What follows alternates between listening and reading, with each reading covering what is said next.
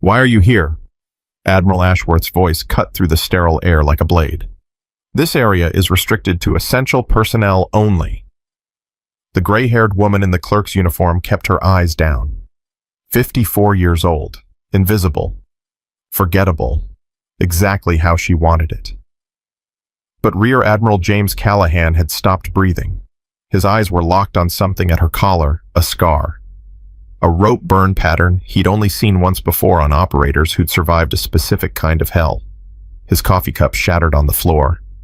"Dear God," he whispered, "you're one of the ghosts." If you want to follow this incredible story to the end, please subscribe to the channel and leave a comment telling me which city you're watching from. I want to see how far this story travels around the world. The dream always started the same way. Cold water, black water, water so cold it burned like fire against her skin, filling her lungs, dragging her down into darkness that had no bottom. Above her, the helicopter's rotors were fading, searchlights cutting through the night, moving away, leaving her behind. She could hear voices, Russian voices, and hands were pulling her deeper fingers like iron around her ankles. She tried to scream, but the water swallowed everything. Margaret Thornton woke with her hand already reaching for a weapon that hadn't been there in 20 years. Her heart slammed against her ribs. Her sheets were soaked with sweat. The digital clock on her nightstand glowed red in the darkness, 0347. She sat up slowly, pressing her palms against her eyes until she saw stars instead of water. "You're alive," she whispered to herself. "You're in Virginia. You're 54 years old. You survived." The words had become a ritual, a way to anchor herself to the present when the past came clawing back. She swung her legs over the side of the bed and stood her left knee protesting with a familiar ache. The limp was worse in the mornings before she'd had time to work the stiffness out, before she'd had time to remember how to hide it. Her apartment was small, efficient, the kind of place that said nothing about the person who lived there. No photographs on the walls, no personal items on the shelves. Nothing that couldn't be packed in 30 minutes and abandoned without regret. She'd lived this way for 30 years. In the bathroom mirror, a stranger stared back at her. Gray-streaked hair that had once been dark as midnight. Lines around eyes that had seen things no human being should see. A body that had been broken and rebuilt so many times she'd lost count. She traced the scar at her collarbone, the one that started just below her left ear and disappeared under her shirt. The doctors had offered plastic surgery years ago. She'd refused. Scars were memories. Erasing them didn't erase what had caused them. By 05:30, she was dressed in her civilian work clothes, loose slacks, a high-neck blouse that covered most of the damage, comfortable shoes that she could run in if she needed to. Not that she expected to need to. Not anymore. Margaret Thornton worked as a medical records clerk at Naval Station Norfolk. Basement office. No windows, no visitors. She processed files that nobody else wanted to process, and she did it with the kind of quiet efficiency that made her supervisors forget she existed. That was the point. She'd learned long ago that invisibility was the best defense. The world couldn't hurt you if the world didn't see you. The bus ride to the base took 47 minutes. She sat in the back near the emergency exit with her back to the wall. Old habits, the kind that never died no matter how many years passed. Around her, young sailors talked and laughed, their voices full of the kind of energy that came from not yet understanding how fragile life really was. She didn't resent them for it. She envied them. "Excuse me, ma'am." Margaret looked up. A young woman in a Navy uniform was standing in the aisle, gesturing toward the empty seat beside her. "Is this seat taken?" "No." The young woman sat down with a grateful sigh. Her name tape read, Reyes, Petty Officer 2nd Class based on the insignia, 23, maybe 24 years old. Pretty, in a fierce kind of way, with dark eyes that held something Margaret recognized. Pain, carefully hidden, but there. "Long night?" Margaret asked. Reyes startled slightly, as if surprised that anyone had spoken to her. "Is it that obvious?" "Only to someone who's had a few long nights herself." The young woman managed a weak smile. "Yeah, just dealing with some stuff. You know how it is." "I do." They rode in silence for a few minutes. Then Reyes spoke again, her voice lower. "Can I ask you something?" You work on base, right? I've seen you around. Medical records, basement. Right. Reyes hesitated. There's this chief in my division. He's been saying things, doing things, nothing I can prove, but... She trailed off, shaking her head. Forget it. It's stupid. It's not stupid. The words came out sharper than Margaret intended. Reyes looked at her with surprise. What he's doing, Margaret said, whatever it is, it's not your fault. And it's not stupid to want it to stop. I've thought about reporting it, but he's been in for 20 years. Everyone loves him. Who's going to believe me over him? Margaret was quiet for a long moment. Then she said, the question isn't whether they'll believe you. The question is whether you believe yourself. Whether you're willing to stand up and say, this happened to me and it wasn't okay.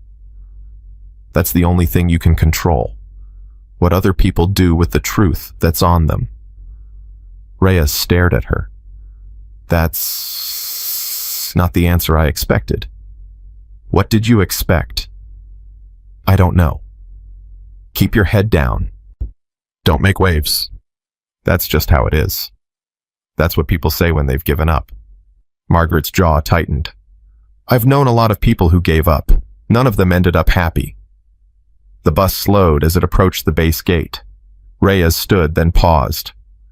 I'm Diana, by the way. Diana Reyes. Margaret. Thanks for, I don't know, listening, I guess. Anytime. Diana disappeared into the crowd of sailors filing off the bus, and Margaret felt something stir in her chest, something she hadn't felt in a very long time. Connection. She pushed the feeling aside and headed for her basement office.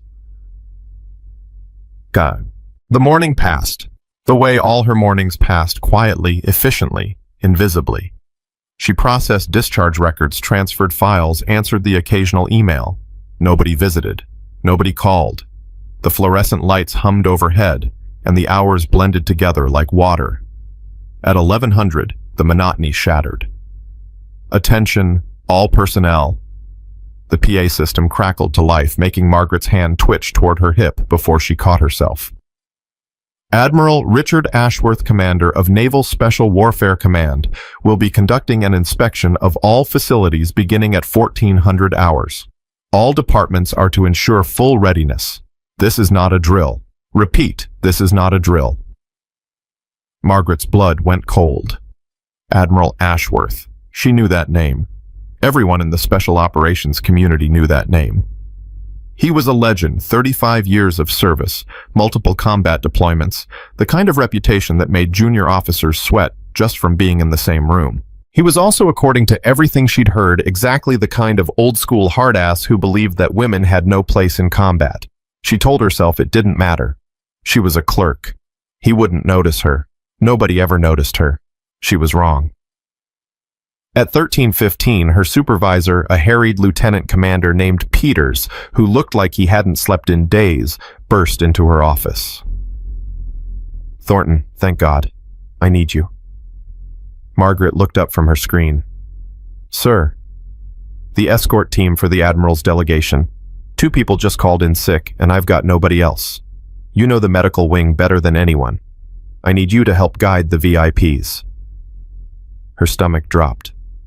Sir, I'm sure there's someone more qualified. There isn't. I've already checked.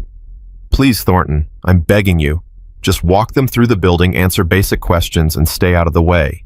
You can do that, right? She could say no. She could claim illness. She could disappear into the bathroom and wait until the whole thing was over. But Peters was looking at her with the desperate eyes of a man who was about to have his career ended by a 2-star admiral, and she'd spent 30 years following orders. Yes, sir, she said. I can do that. Peters sagged with relief. Thank you. Thank you. Report to the main entrance at 1345. And for God's sake, try to look official. He was gone before she could ask what official meant for a 54-year-old basement clerk. Margaret closed her eyes and took a deep breath. Invisible, she told herself. You're invisible. He won't even see you. She almost believed it. The delegation arrived at 1400 precisely. Margaret stood at the back of the escort team, 5 young ensigns who looked like they were about to pass out from nervousness, and watched Admiral Richard Ashworth stride through the entrance like he owned the building. Which, in a sense, he did. He was 64 years old, built like a tank that had been wrapped in dress whites with a face that looked like it had been carved from granite and then left out in the weather for a few decades. His eyes swept the assembled personnel with the cold efficiency of a targeting system. Behind him came his aide, a commander who clutched a tablet like it was a life preserver, and another man who made Margaret's breath catch in her throat. Rear Admiral James Callahan, retired. She recognized him instantly, even though she'd never met him. Everyone in the community knew Hawk Callahan.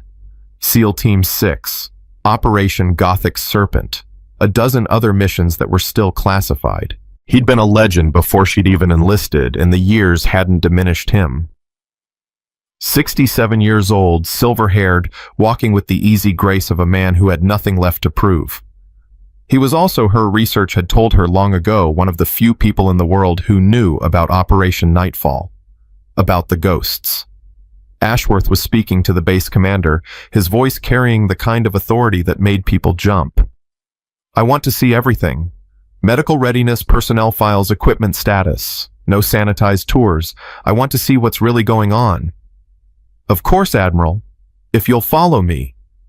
The group began moving, and Margaret fell into step at the back, trying to make herself as small as possible.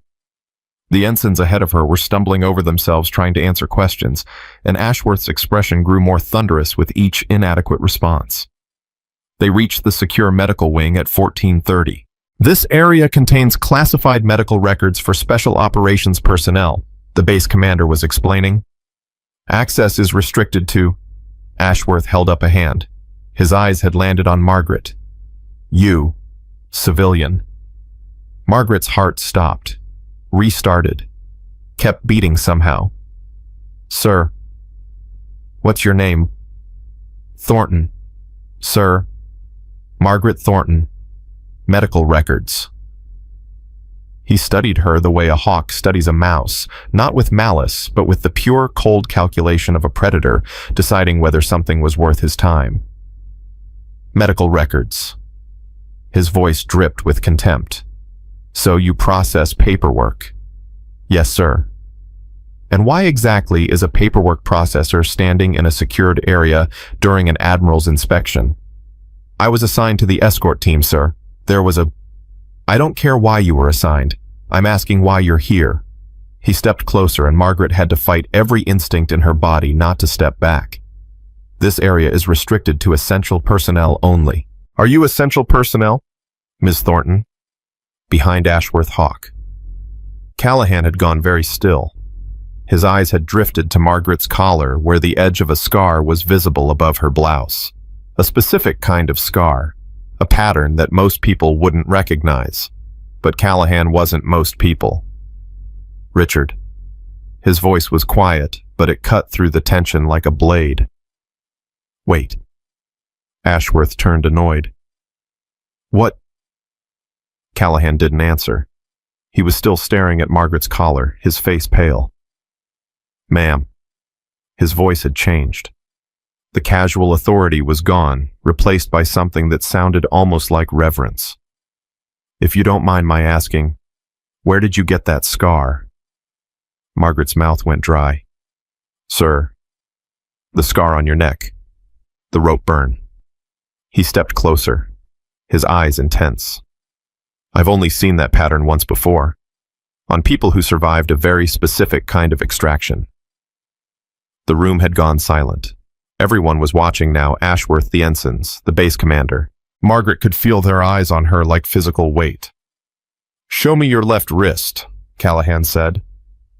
"Sir, I don't—" "Please." His voice cracked on the word. "I need to know." Margaret stood frozen. 30 years of hiding.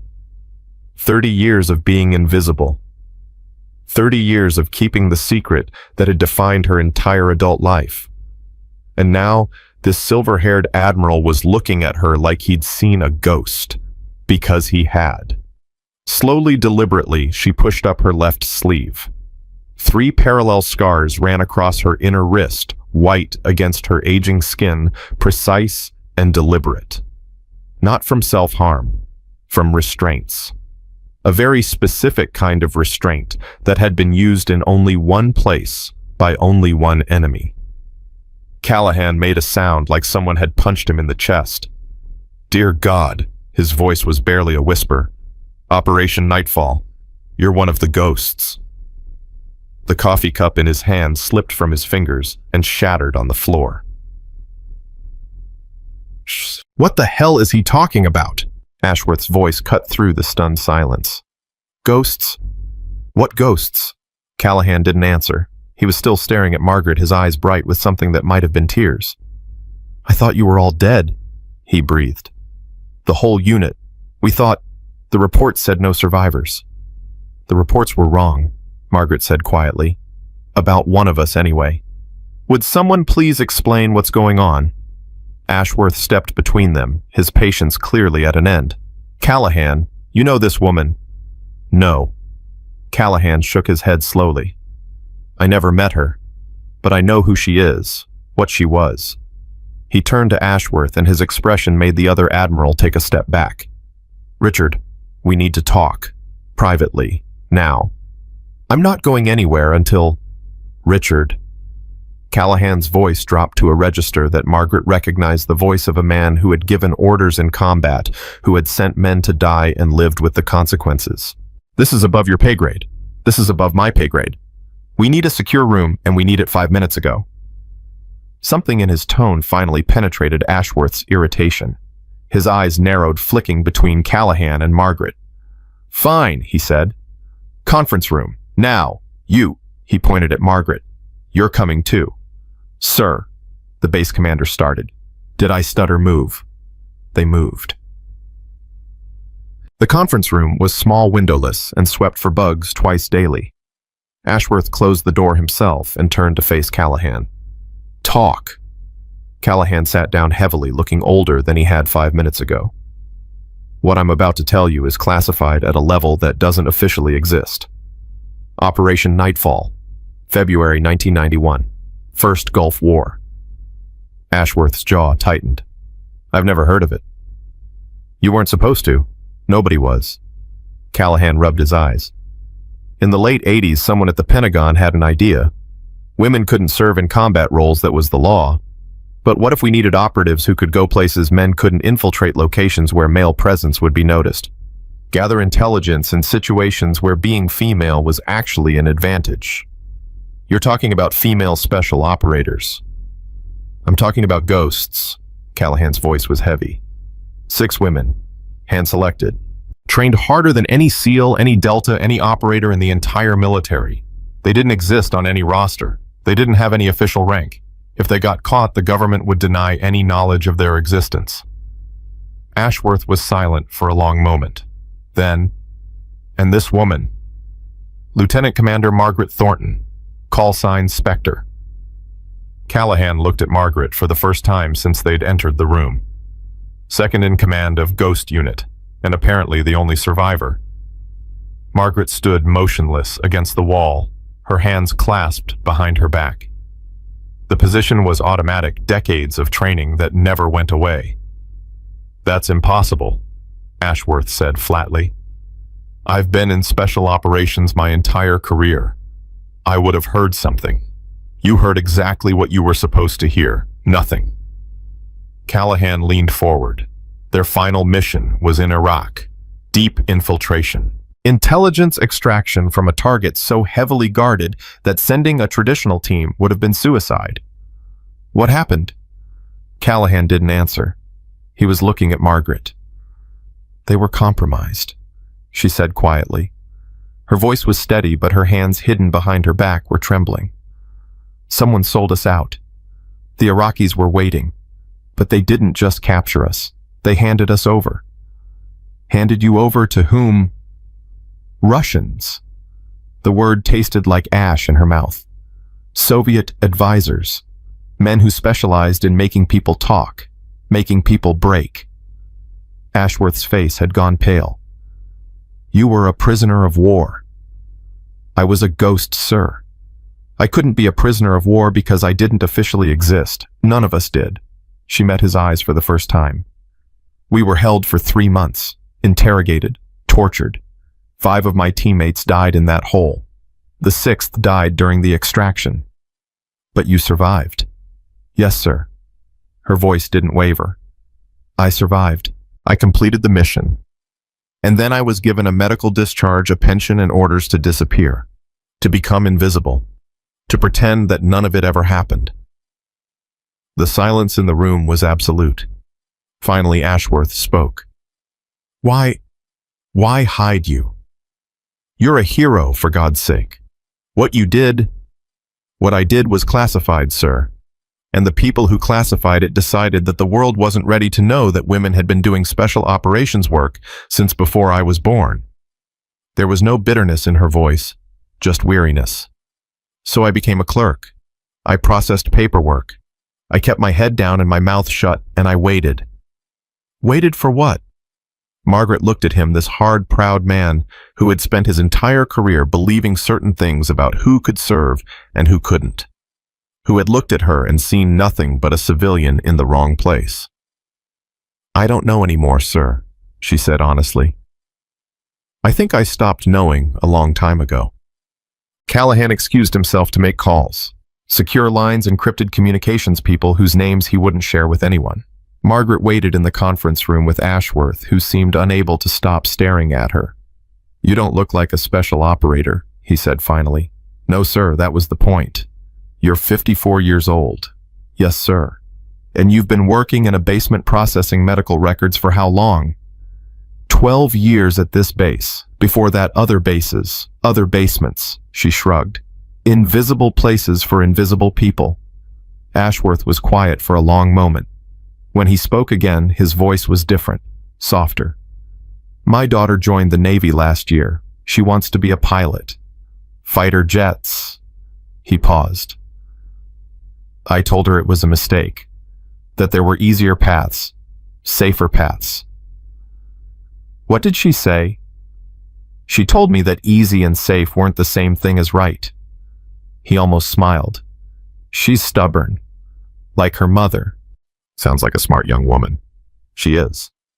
Ashworth looked at Margaret with new eyes. What you did, what you and your team did, it made it possible for women like her to even have that choice. Didn't it? We didn't do it for recognition, sir. We did it because someone had to, because the mission mattered more than who completed it. Mission first. Always. The door opened and Callahan stepped back in. His face was grim. The file exists, he said. I've confirmed it. Spec War Black 7734. Access code Valkyrie Dawn.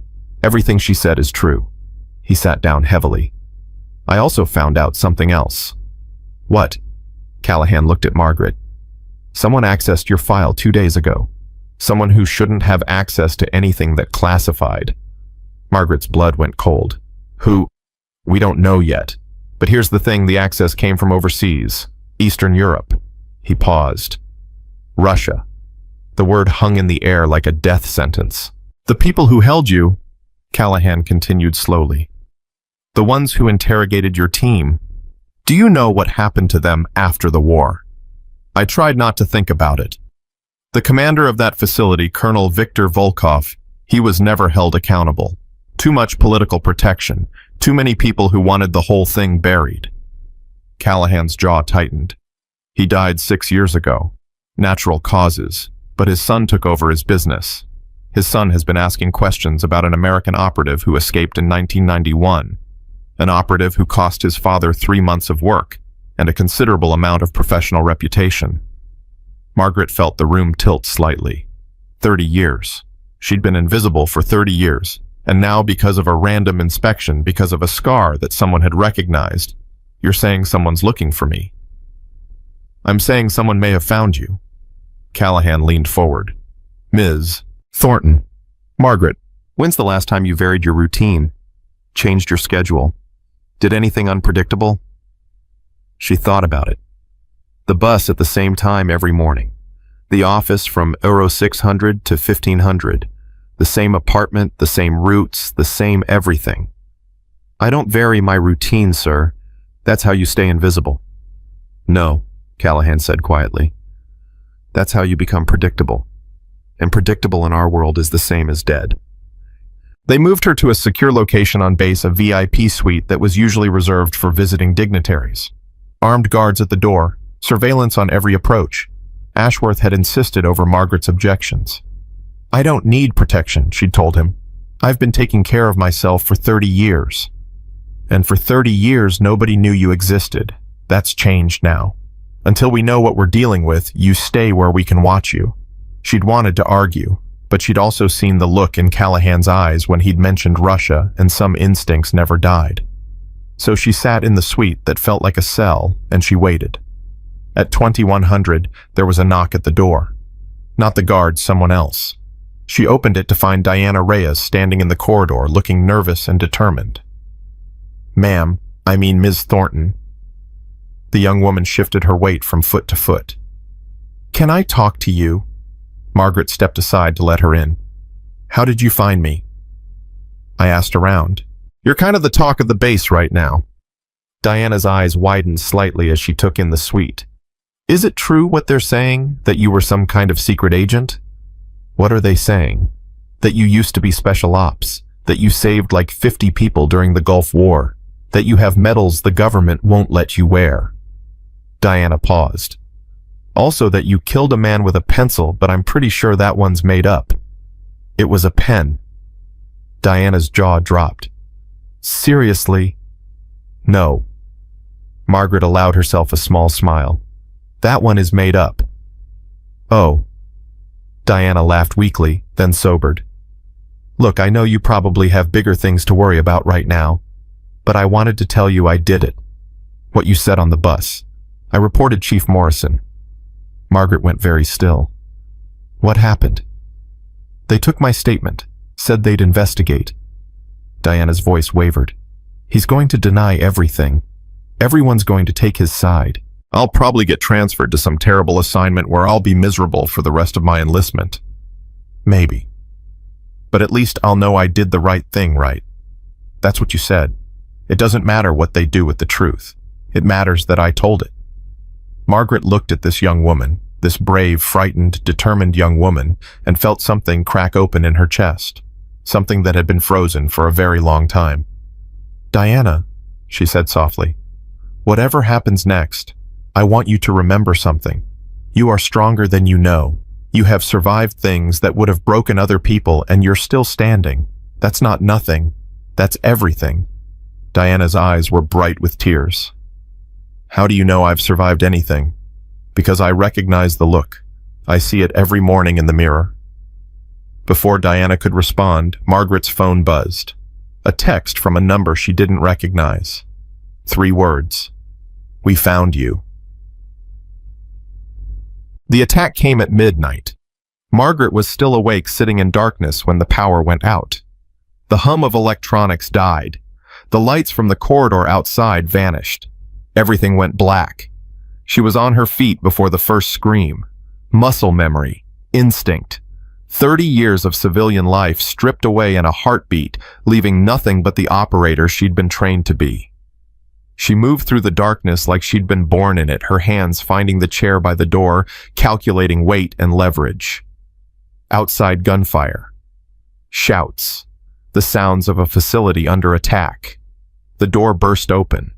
2 figures. Night vision goggles. Suppressed weapons. Professional movements. Not amateurs. Not criminals. Operators. The first one died before he knew she was there. The chair caught him across the throat, crushing his windpipe. His weapon clattered to the floor. Margaret had it in her hands before his body finished falling. The second one was faster, trained. He got a shot off close enough that she felt the heat of it pass her face, but she was already moving, already inside his guard. The weapon was wrong for close quarters. She used that. Turned his momentum against him. 3 strikes, 2 to disable, 1 to kill. He dropped. Margaret stood in the darkness, breathing hard, surrounded by bodies. I'm not invisible anymore, she whispered. Fine. She checked the weapons. Standard suppressed MPs. Russian manufacture, high quality. Someone had spent serious money to find her. She was going to make them regret it. The corridor outside was chaos.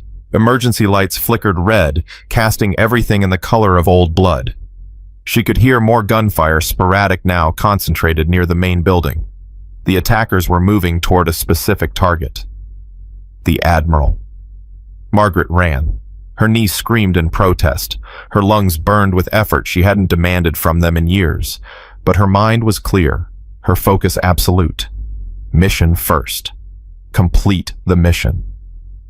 She found the first body at the intersection, a young sailor barely 20 shot in the back while trying to run. She didn't stop to check for a pulse. There wasn't time.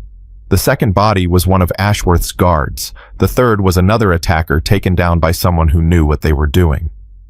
The fourth body was Diana Reyes. Margaret skidded to a halt, her heart stopping in her chest. Diana was slumped against the wall, blood spreading across her uniform shirt. Her eyes closed. No! The word came out broken. No, no, no! She dropped to her knees, her fingers finding Diana's throat. Pulse. Weak but there. Diana's eyes fluttered open. Ms. Thornton. Her voice was barely audible. What's happening? You're going to be okay. Margaret was already applying pressure to the wound through and through upper chest, missed the major vessels. Survivable if she got help in time. Stay with me. You hear me? Stay with me. I was trying to find you. Warn you. Diana coughed, blood speckling her lips. They were asking about you. Before the lights went out. Looking for the ghost. They found me. Are you going to stop them? Margaret looked down at this young woman who had come to warn her, who had taken a bullet trying to help her, who had survived abuse and discrimination and still found the courage to do the right thing. Yes, she said, I'm going to stop them. Good. Diana managed a weak smile. Give them hell, Spectre. Margaret squeezed her hand, then stood. The ghost was awake, and she had work to do. She moved through the space with the cold efficiency of a weapon finally unsheathed. Every corner cleared, every shadow checked, every instinct honed by training she'd thought she'd never need again. The attackers weren't expecting resistance. They were expecting a base full of soft targets, administrators, clerks, support personnel. They weren't expecting a 54-year-old woman with 30 years of rage and nothing left to lose. She found the first team near the communications center. 3 of them. Professional, careful, not careful enough. The firefight lasted 6 seconds. She took a bullet in the arm through the meat, no bone, and didn't slow down. Pain was a message.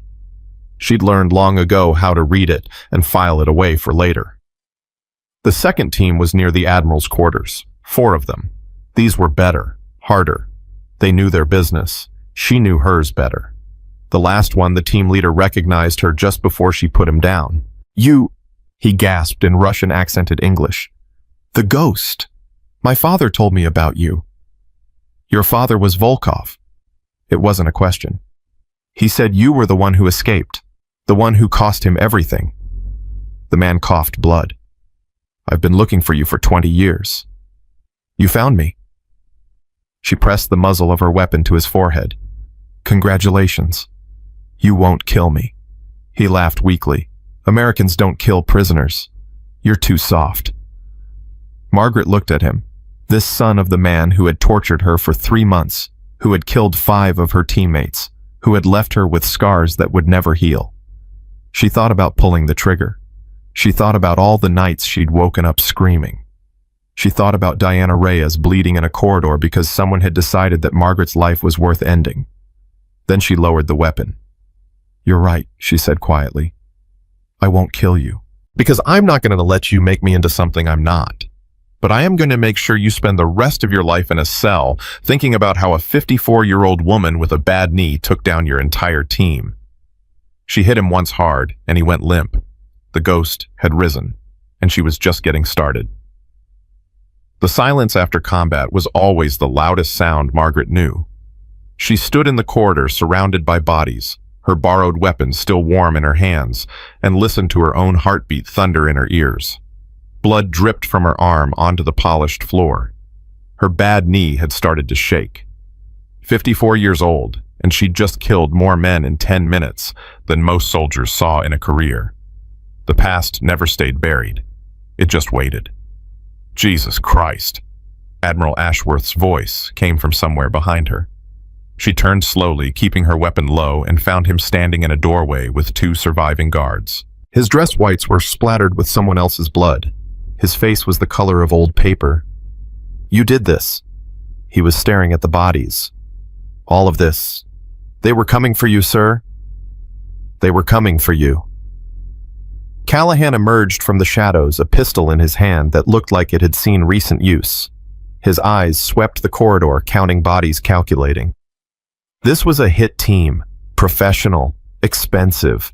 Someone wanted you dead badly enough to attack a United States naval installation. Volkov's son. Margaret lowered her weapon. "He told me before I put him down. His father spent 20 years planning revenge for what happened in Iraq. The son finished the job. He's alive, unconscious. I left him for interrogation." Callahan and Ashworth exchanged a look that Margaret couldn't read. "There's a young woman," she said, and her voice cracked for the first time. "Diana Reyes, Petty Officer 2nd Class. She's wounded. Corridor B near the intersection. She needs medical attention now." Ashworth was already on his radio barking orders. Callahan stepped closer to Margaret, his eyes searching her face. "How bad are you hit? I'll live." "That's not what I asked." She looked down at her arm, at the blood soaking through her sleeve. The adrenaline was starting to fade and the pain was waking up. "Through and through, missed the bone. I've had worse." "I know." His voice was soft. "I read your file. What they did to you in Iraq, what you survived." He paused. "I'm sorry." "For what?" "For letting you disappear, for letting the government pretend you never existed, for 30 years of silence when you deserved 30 years of gratitude." Margaret felt something shift in her chest. A crack in armor she'd worn so long she'd forgotten it was there. "I didn't do it for gratitude, sir." "I know. That's what makes it worse." The medics arrived in a rush of shouted orders and stretchers. Margaret watched them load Diana's unconscious body, watched the young woman's pale face disappear into the chaos, and felt something she hadn't felt in decades. Fear. Real fear. Not for herself, for someone else. "She's going to make it." Callahan's voice was gentle. "The wound looked clean. She'll be okay. She came to warn me. She took a bullet because she was trying to help me." Margaret's hands were shaking now. "She's 24 years old. She has her whole life ahead of her, and she almost died because of me. She almost died because of the people who attacked this base. That's not the same thing. Isn't it?" Before Callahan could answer, Ashworth returned. His face had gone from pale to something harder, colder. "We have a problem." "Just one." "The prisoner you left alive, Volkov's son." Ashworth's jaw tightened. "He's not just some private contractor seeking revenge. He's GRU, Russian military intelligence. This wasn't a hit. It was an operation." Margaret felt the floor shift beneath her feet. "An operation," she repeated slowly, "sanctioned by Moscow. We don't know yet, but if it is..." Ashworth trailed off, the implications hanging in the air like poison gas. "If it is," Callahan finished, "then this isn't over. This is just the beginning." Margaret closed her eyes. 30 years of hiding. 30 years of being invisible. And now she was standing in the middle of an international incident covered in blood, with a target on her back that apparently had government sponsorship. "I need to see him," she said. "Who?" "Volkov's son. The one I captured." She opened her eyes. "If Moscow sent him, they sent him with information, intel, targets. I need to know what else they know, who else is compromised." Ashworth shook his head. "Absolutely not. You're a civilian. You can't be involved in the interrogation of a foreign intelligence operative. I'm not a civilian. The words came out harder than she intended. I'm a ghost. I'm the reason he's here. And I'm the only person in this building who understands how these people think, how they plan, how they hurt. She stepped closer to Ashworth, and something in her expression made him take a step back. I spent 3 months in a Russian interrogation facility. I know every technique they use, every pressure point, every psychological lever. You want answers, I can get you answers. She's right. Callahan's voice was quiet but firm. Richard, I've been doing this for 40 years. I know when someone has skills we need. She has them. Ashworth looked between them, his expression torn. Then he nodded once sharply. Fine, but I'm watching. And if this goes sideways, it's on both of you. Margaret was already moving toward the holding area. She had questions that needed answers, and she'd learned long ago that everyone talked eventually. They'd put him in a reinforced room in the security wing, hands cuffed to a metal table, legs shackled to a bolt in the floor. His face was swollen where she'd hit him, and dried blood crusted his upper lip, but his eyes were clear, alert, calculating. He smiled when she walked in. The ghost. His accent was thicker now, less controlled. Pain had a way of stripping away pretense. I wondered when you would come. Margaret sat down across from him. She didn't speak, didn't move, just watched. The silence stretched. You think this intimidates me? He laughed, a wet sound that suggested she'd cracked a rib. I was trained to resist interrogation by the best in the world. I know.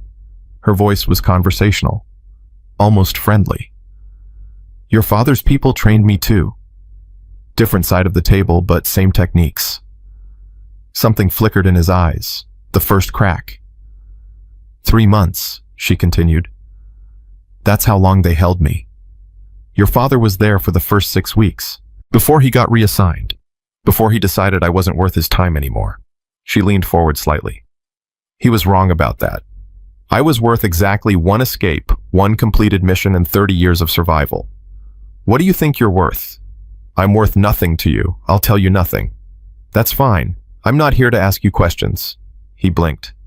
Then why are you here? To tell you a story. Margaret sat back, her hands resting calmly on the table. When I was captured, there were 6 of us, 6 women. My commander was Captain Sarah Chen, call sign Wraith. She was the strongest person I've ever known. She held out for 5 weeks before they broke her. When they finally did, you know what she said. He didn't answer. She said, I'm sorry. Those were her last words. She died apologizing to us for being human, for having limits, for not being able to endure the unendurable. Margaret's voice didn't waver. Your father killed her, not with his hands, with time, with patience, with the understanding that everyone breaks eventually. My father was a patriot. Your father was a monster. Still no heat in her voice, just truth. And monsters create monsters. That's why you're here, isn't it? Not for Russia, not for intelligence, for revenge, because he raised you to hate the woman who got away. The crack widened. She could see it in the tightness around his eyes, the slight tremor in his cuffed hands. You don't know anything about my father. I know he died disappointed. I know he spent 20 years trying to find me and failed. I know that failure ate at him until there was nothing left. She tilted her head slightly. I know you're trying to finish what he started, and I know you're going to fail too. The only question is how much it's going to cost you. You can't threaten me. American law protects prisoners. I'm not threatening you. I'm offering you a choice. Margaret stood slowly. You can tell us everything you know. Every contact, every safe house, every operative still in the field. In exchange, you get a cell in a federal prison. 3 meals a day, exercise yard, legal representation, a life. And if I refuse, then I walk out that door and I tell Admiral Ashworth that you're a dead end. And 20 minutes later, you get transferred to a black site that doesn't exist, where people who are much less patient than me will ask you the same questions. She paused at the door. Your father taught me a lot of things. One of them was that everyone talks eventually. The only variable is how much they suffer first. She opened the door. Wait.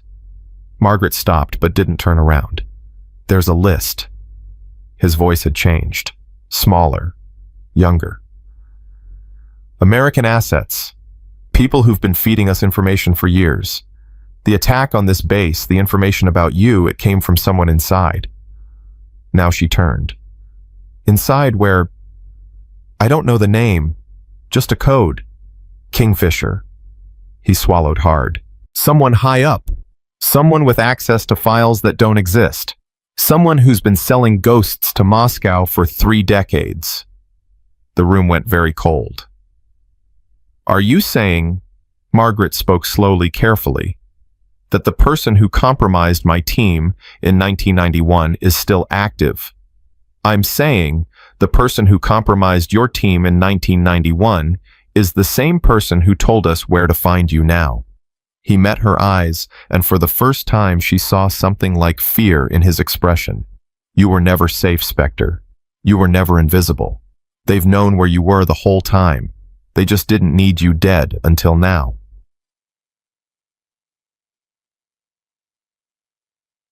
The debrief lasted 4 hours. Margaret sat in a secure conference room while Ashworth Callahan and a rotating cast of intelligence officers asked questions, took notes, made phone calls. The name Kingfisher echoed through every conversation like a curse. A traitor. Someone inside the American intelligence community had been selling information to Russia for 30 years. Someone had gotten her team killed. Someone had spent 3 decades protecting themselves while she rotted in obscurity, and now, for some reason, they wanted her dead. Why now? Ashworth asked for the 3rd time.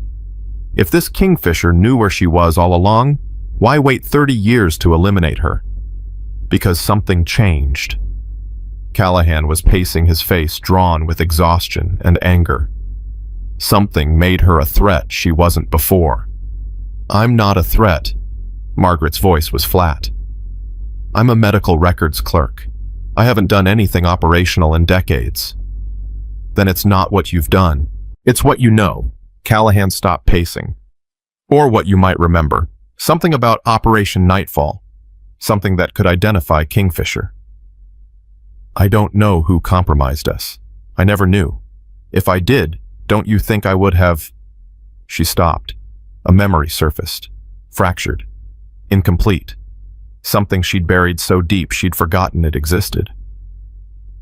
What? Callahan caught the change in her expression. What is it? The extraction. Her voice sounded distant to her own ears. When they pulled me out, there was someone... A voice. American. He was talking to my handlers, the Russian ones. I was drugged, half conscious. I thought I dreamed it. What did he say? Margaret closed her eyes, reaching back through 30 years of deliberate forgetting. He said, "Make sure the others don't talk. She's the only one who matters." Her eyes snapped open. That's why they kept me alive. Not because I was valuable for intelligence. Because someone American told them to keep me alive specifically. Someone who wanted me to suffer. Someone who was there. The room went silent. You're saying an American officer was present at your captivity? Ashworth's voice was barely a whisper. I'm saying an American officer ordered my team killed and me kept alive. Margaret's hands were shaking again. I'm saying Kingfisher isn't just a traitor. He's a murderer, and he's been walking free for 30 years. Callahan's phone buzzed. He glanced at it and his face went gray. We have another problem. What now? The hospital just called. Diana Reyes. She's awake. He looked at Margaret with something like dread. And she's asking for you. But that's not the problem. Then what is... Someone else is asking for her too. Claiming to be her commanding officer. Claiming he needs to debrief her about the attack. Callahan's jaw tightened. The description matches Chief Morrison, the one she reported for harassment 2 days ago. Margaret was on her feet before he finished speaking. Margaret, wait. We don't know if he's connected to... A young woman who just got shot trying to protect me is alone in a hospital bed, and the man who's been making her life hell is trying to get access to her. Margaret's voice was ice. I don't care if he's connected to anything. I care that she's vulnerable, and he's a predator.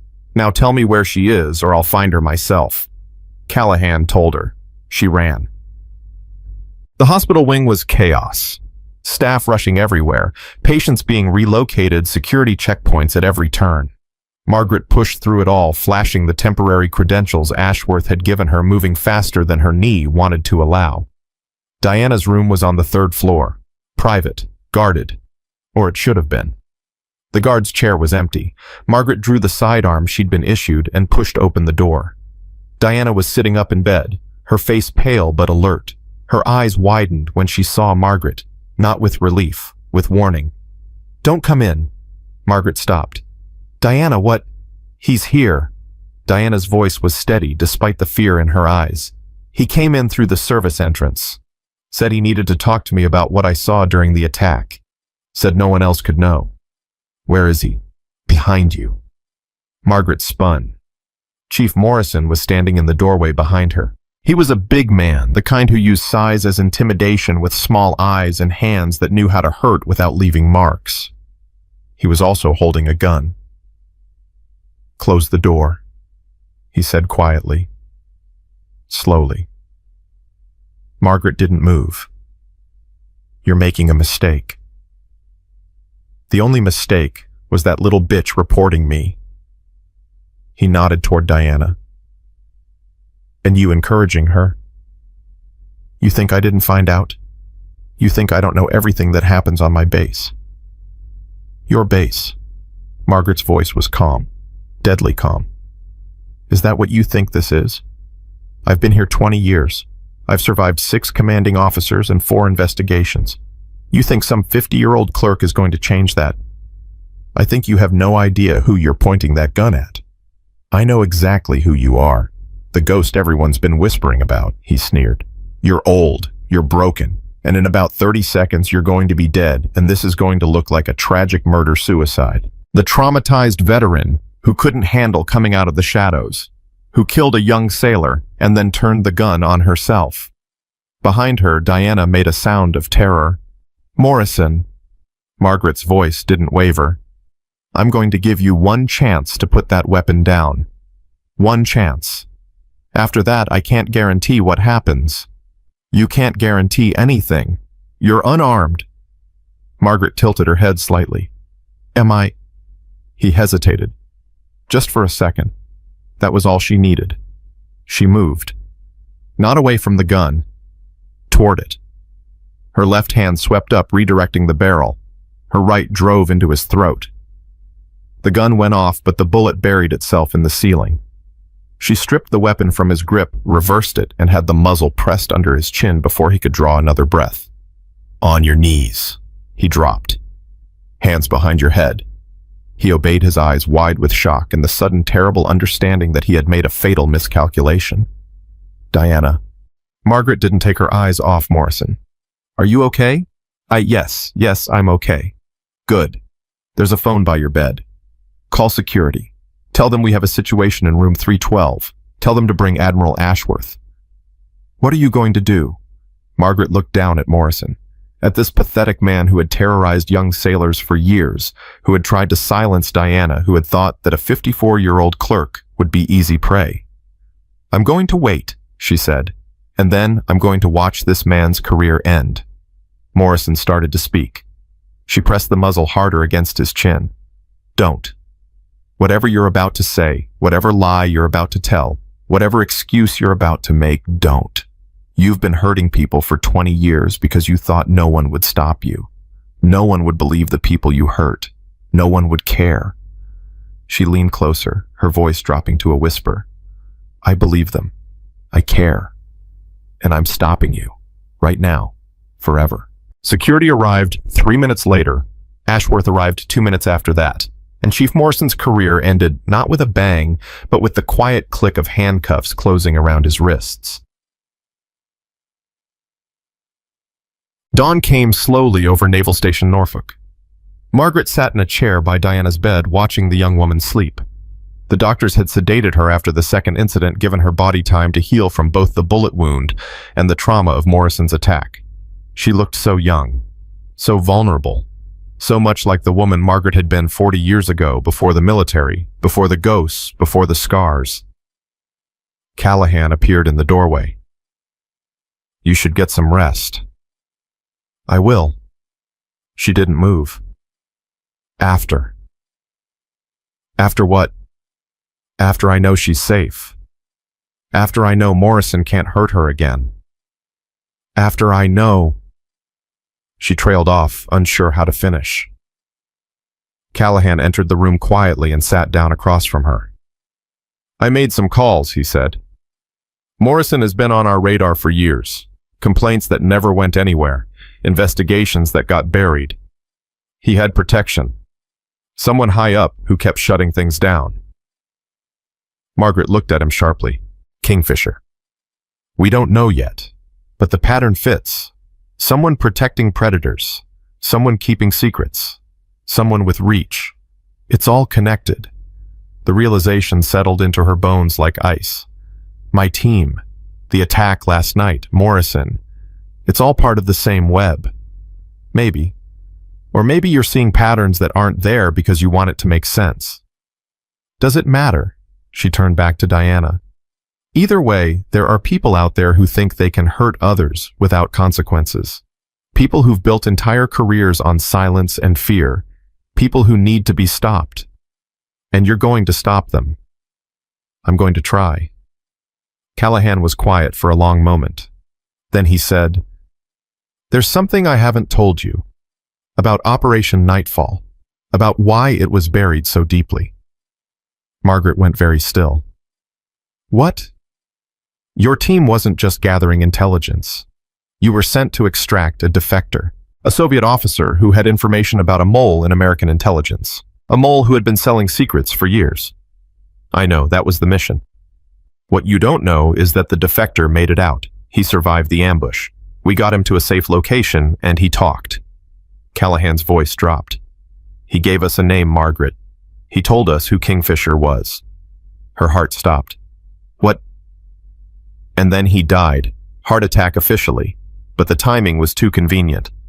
The name he gave us was destroyed. The file was burned. Everyone who knew was transferred, retired, or..." He didn't finish. "Or killed." "Yes." Margaret stood slowly, her hands gripping the back of the chair.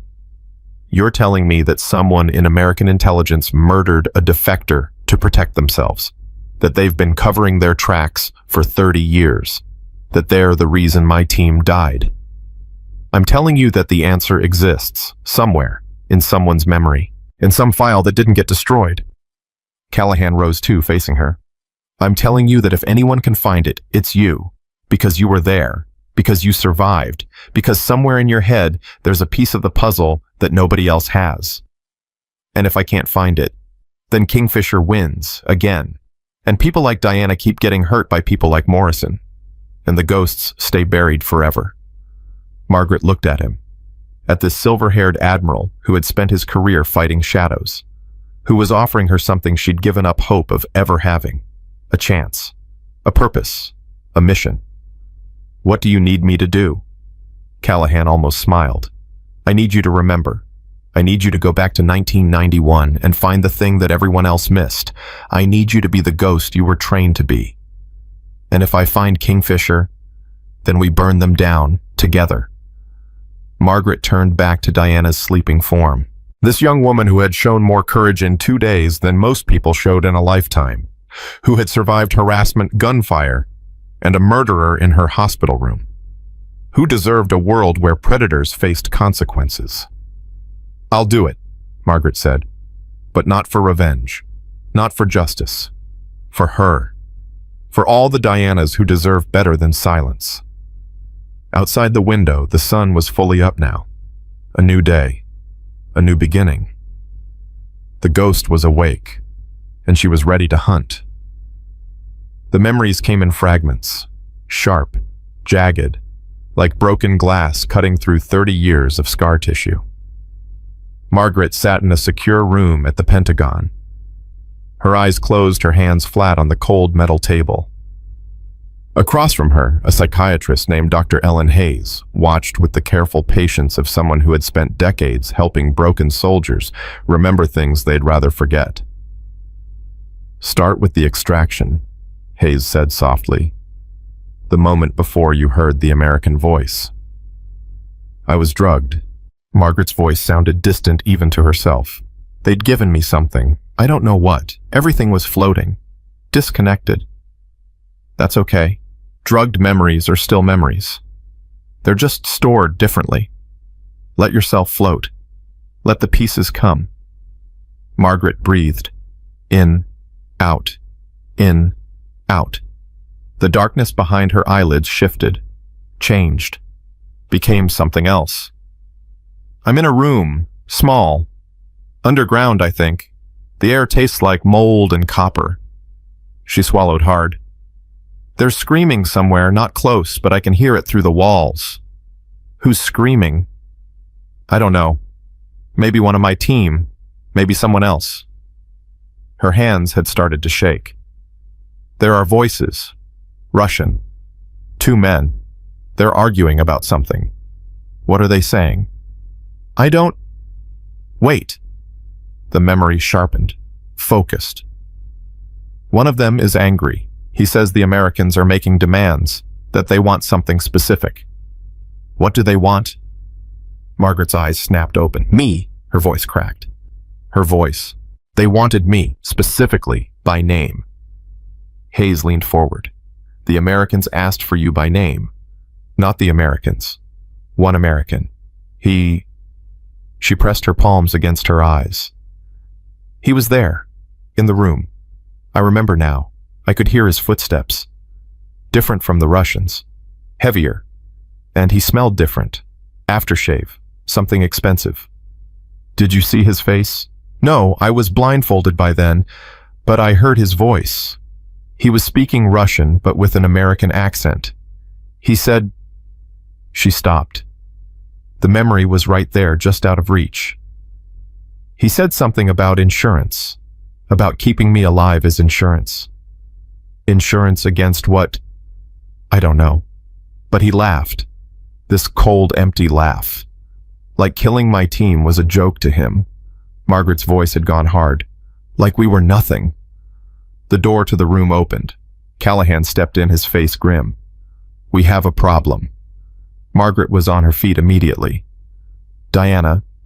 "She's fine. It's not that." He held up a tablet. "The intelligence community has been searching for any files related to Kingfisher, any trace of the defector's testimony, anything that might have survived the purge. And we found something, a backup, hidden in a server that was supposed to be decommissioned 20 years ago." His jaw tightened. "Margaret, there's a recording, audio from your extraction. Someone was wearing a wire." The world tilted. "Play it." "Margaret, play it." Callahan hesitated, then touched the screen. Static. Then voices. Distorted, distant, but unmistakably real. Russian first. Angry. Demanding. Then English. American English. The voice was calm. Controlled. Familiar in a way that made Margaret's blood run cold. "Keep this one alive. She's valuable." More Russian. A question. "Because she's the only one who knows where Chen hid the extraction files. Kill her, and we lose everything." The recording ended. Margaret stood frozen. "I know that voice," she whispered. "What?" "I know that voice." Her hands had clenched into fists. "I've heard it before. Not in Iraq. After. Years after." "Who is it?" She closed her eyes, reaching back through decades of memories, official briefings, Pentagon corridors, faces and voices blurring together into a single mass of bureaucratic gray. And then it clicked. Senator Warren Mitchell. The name came out like a curse. He visited the base where I was stationed, 1998, some congressional oversight tour. He shook my hand, thanked me for my service. Her voice was shaking now. He looked me right in the eye and thanked me for my service. Callahan had gone pale. Senator Mitchell is the chairman of the Senate Intelligence Committee. He has oversight over every classified program in the country. He's also the man who ordered my team killed. She opened her eyes and there was fire in them.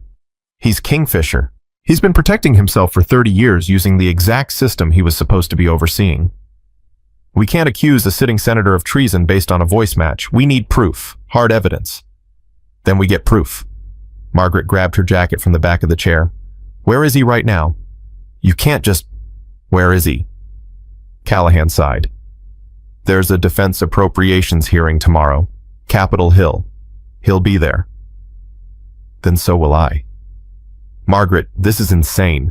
You're talking about confronting one of the most powerful men in Washington. A man who has apparently been killing people to protect his secret for 3 decades. I'm talking about finishing the mission. She met his eyes. Captain Chen, Lieutenant Commander Brooks, Sergeants Williams Taylor and Kowalski, Lieutenant Park, they died because of him. They died, and he got rich, and he got powerful, and he got away with it. That ends now. And if he kills you too, then at least I'll die trying, which is more than I've done for the last 30 years. She walked out before he could argue. Behind her, she heard him mutter, God help us all. The drive to Washington took 4 hours. Margaret spent most of it on the phone with Admiral Ashworth coordinating, planning, arguing. This is a suicide mission, Ashworth said for the 5th time. Even if Mitchell is Kingfisher, he's untouchable. He has security clearances that make mine look like a library card. Everyone's touchable. You just have to find the right pressure point. And what's his pressure point? Me. Margaret switched lanes, accelerating past a convoy of trucks. I'm the one loose end he's never been able to tie off.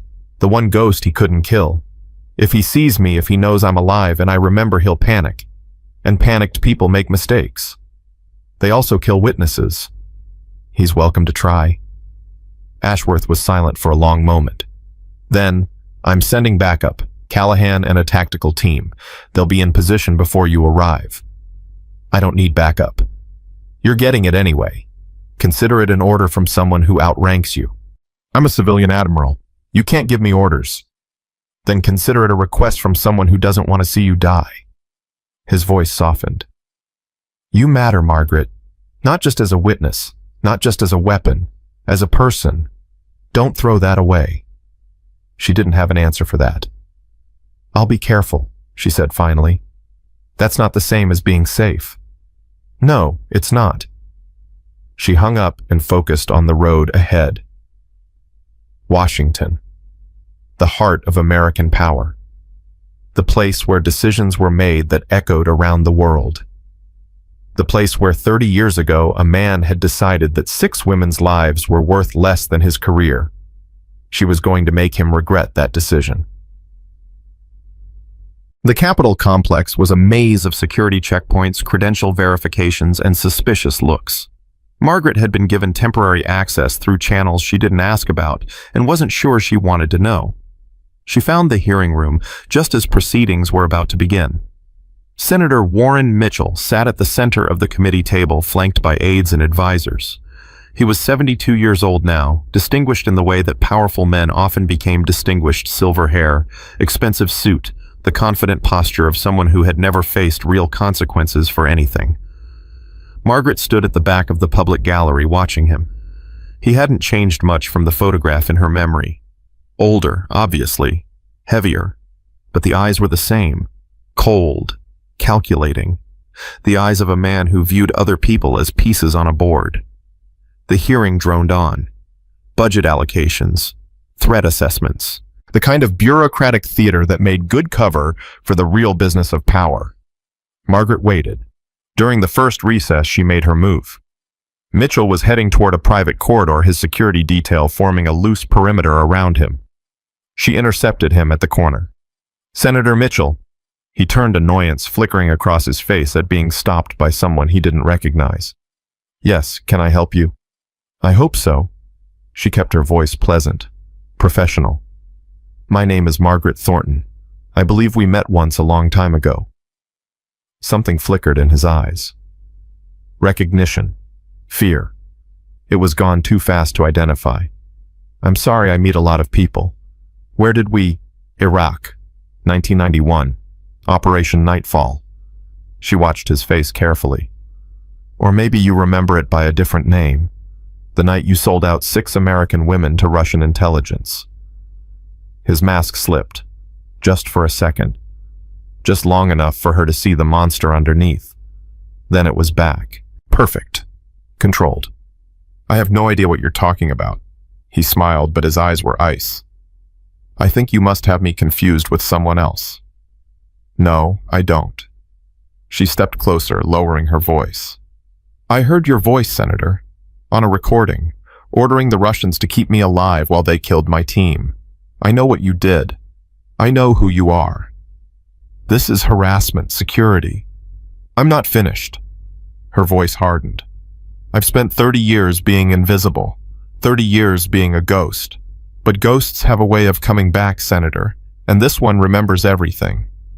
His security detail was moving toward them now. Mitchell held up a hand, stopping them. You're clearly disturbed, he said, his voice dripping with false concern. Suffering from some kind of delusion. I'm going to recommend you get professional help before you do something you regret. The only thing I regret is waiting this long. She leaned in close enough that only he could hear. I know about the defector. I know he gave up your name before he died. I know you've spent 30 years covering your tracks.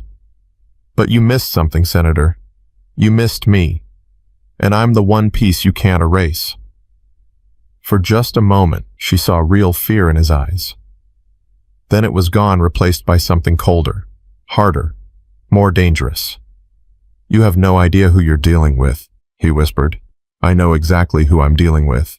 A traitor, a murderer, a coward who hides behind a flag and a title. She straightened. Enjoy your hearing, Senator. It might be your last.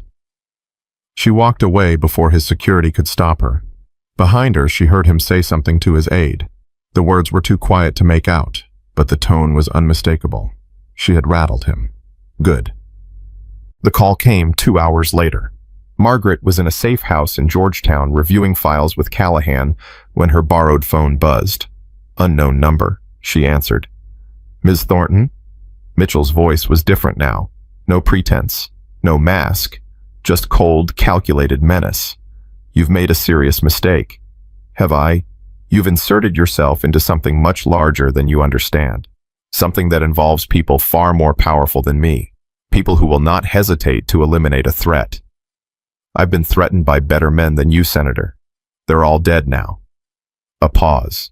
Then, I'm going to offer you a choice. One time. Walk away. Forget what you think you know. Return to your quiet life, and I will ensure you're left alone. And my team, the 6 women you killed, do they get to be left alone? They're dead. They don't care about anything anymore. I care. Her grip on the phone tightened. I care about every single one of them, and I'm going to make sure the world knows what you did. Then you'll die. Tonight. Alone. And no one will ever know the truth. Is that a confession, Senator? It's a promise. The line went dead. Margaret set down the phone. Her hands were steady, but her heart was racing. He's going to move, she said. Callahan nodded grimly. He has to. You've given him no choice. If you go public with what you know, even without hard evidence, it'll trigger investigations, questions, scrutiny he can't afford. So he'll try to kill me before I can talk. Yes. Good. She stood up. That's exactly what I want. You want him to try to kill you. I want him to commit, to act, to make a mistake that we can trace back to him. She pulled on her jacket. As long as he stays behind his desk, he's protected. But if he sends people after me, if he activates his network, he creates evidence, trails, connections. You're using yourself as bait. I'm using myself as a weapon. Wait, she checked her sidearm chambered around. It's what I was trained for. Margaret, don't. She held up a hand. Don't tell me it's too dangerous. Don't tell me I'm too old. Don't tell me I should let someone else handle this. I've been letting someone else handle things for 30 years and look where it got us. a traitor in the Senate, my team unavenged, and young women like Diana still getting hurt by predators who think they're untouchable. She moved toward the door. I'm done being invisible, Admiral. I'm done being a ghost. Tonight I'm going to be exactly what Senator Mitchell is afraid of. A witness who won't stay silent. A victim who became a hunter. A woman who remembers. She opened the door. And may God have mercy on anyone who gets in my way. They came at midnight, 4 of them. Professional, well-equipped, moving through the darkness toward the safe house with the confidence of men who had done this many times before. They didn't know Margaret was watching from the rooftop across the street. She keyed her radio. Callahan, 4 hostiles approaching from the east. Standard breach formation. Copy. Tactical team is in position, waiting for your signal. Hold. I want them inside first. I want them committed. That's risky. That's the point. She watched through her scope as the team reached the safe house door. They moved with precision. Professional. The kind of operators who didn't make mistakes. The door opened. They went in. Now. The safe house was empty, of course. A trap. The tactical team hit them from 3 directions simultaneously. Margaret stayed on the roof, her rifle covering the exits, watching for runners. One tried. She put a round through his knee before he made it 10 feet. Got a runner, she reported calmly. He's down, alive. Copy, we have 3 in custody. Any of them talking? Not yet, but we found phones, encrypted comms. If we can crack them, you'll find a trail back to Mitchell. That's the hope. Margaret climbed down from her position and made her way to the safe house. The tactical team had the 4 attackers restrained, their weapons secured. The one she'd shot was being treated by a medic, cursing in Russian. She approached him. Who sent you? He spat at her feet. I'm going to ask one more time. Who sent you? You're dead, he snarled. You just don't know it yet. The senator has friends everywhere. In the government, in the military, in places you can't imagine. The senator. Margaret felt a cold smile spread across her face. Thank you. His expression shifted as he realized his mistake. That wasn't I didn't mean. You just confirmed that a sitting United States senator sent a kill team after an American citizen. She straightened. That's enough for warrants, subpoenas, investigations that even Mitchell can't stop. He'll burn you. He'll burn everyone. Then he'll burn himself in the process. She turned to Callahan. We need to move fast. Mitchell's going to know his team failed. He'll try to run. Already on it. FBI is moving to secure him now. FBI? She frowned. Can we trust them if Mitchell has people everywhere? These ones we can trust. Director Okonkwo has been investigating Mitchell for years. She just never had enough to move. Callahan's face was hard. Now she does.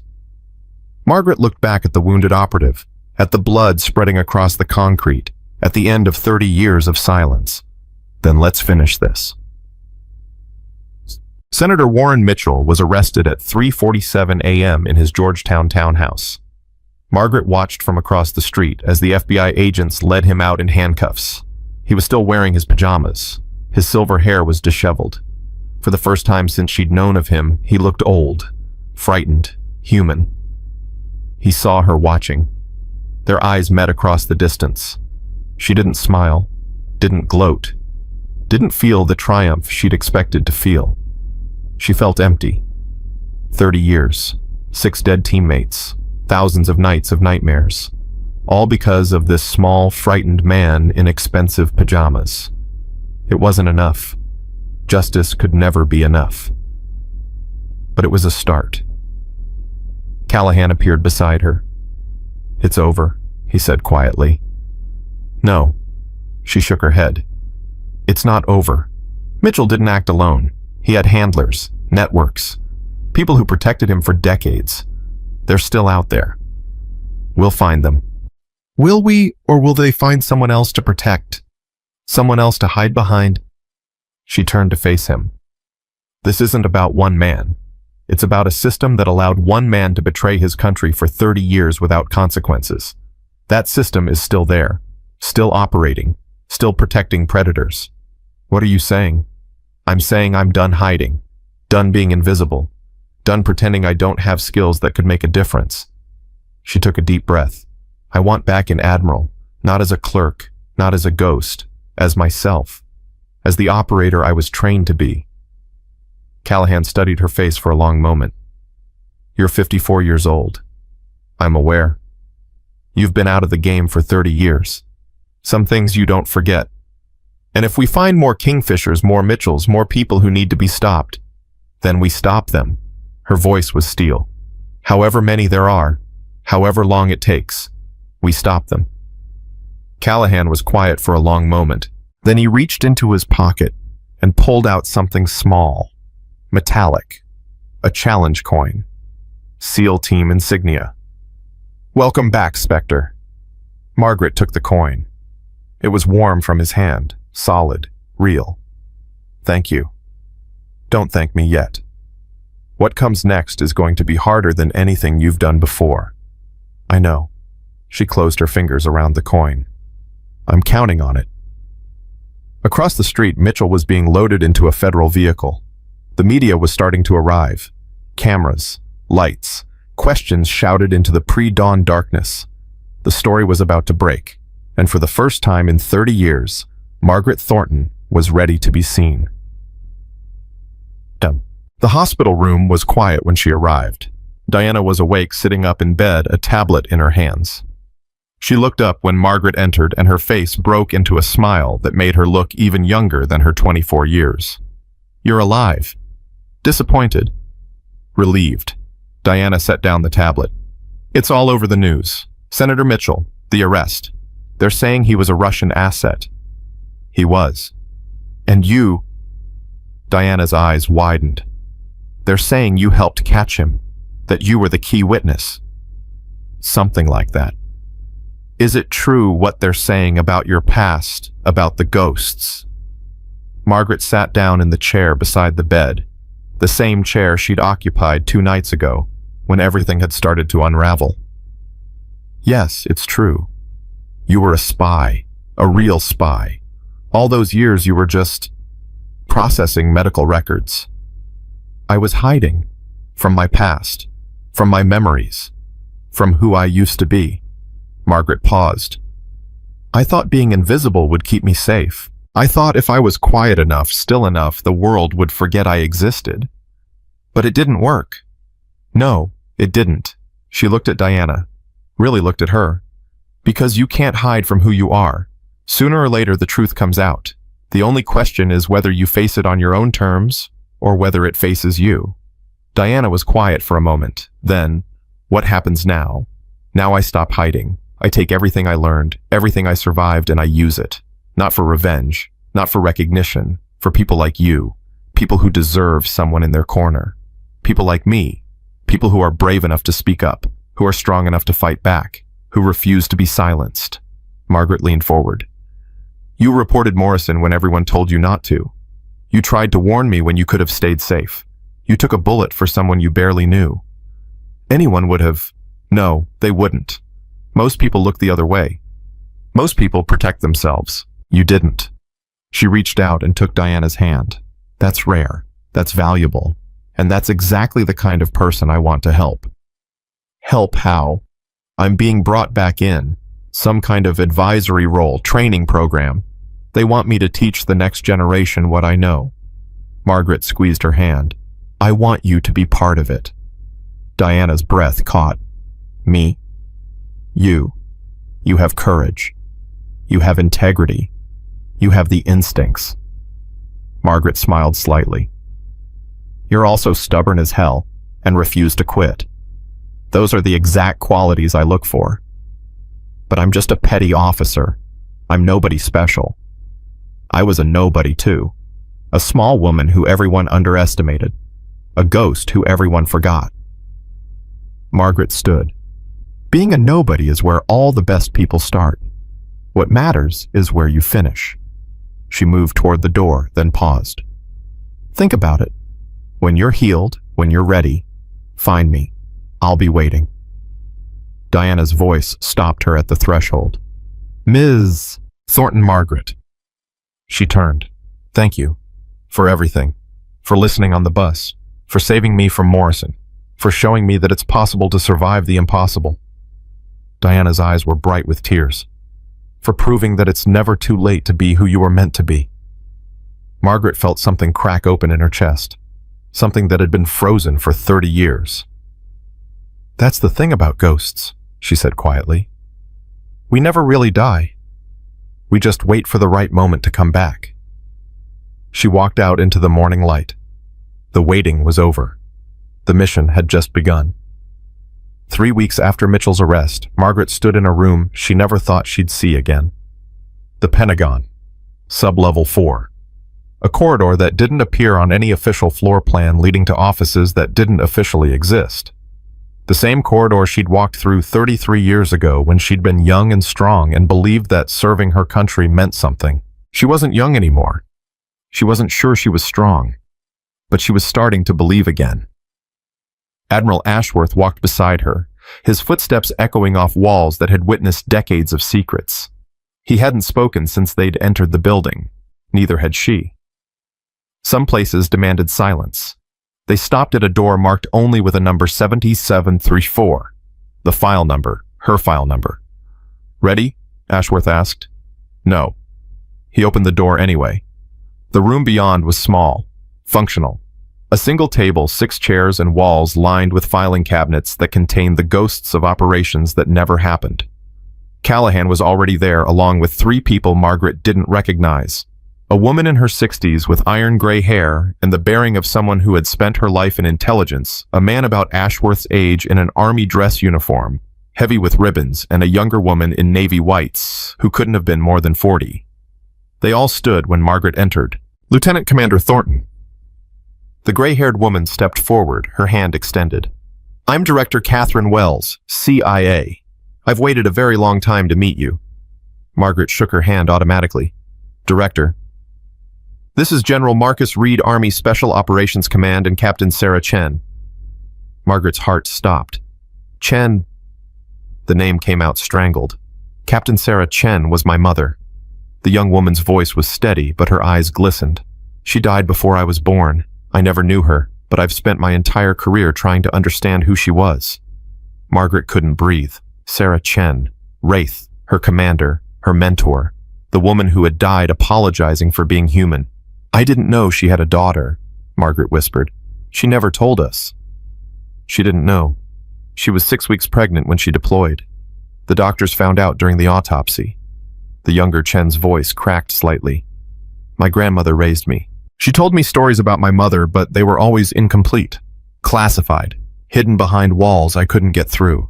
Until now." "Until now," Chen stepped closer. "I became an intelligence officer because I wanted to understand.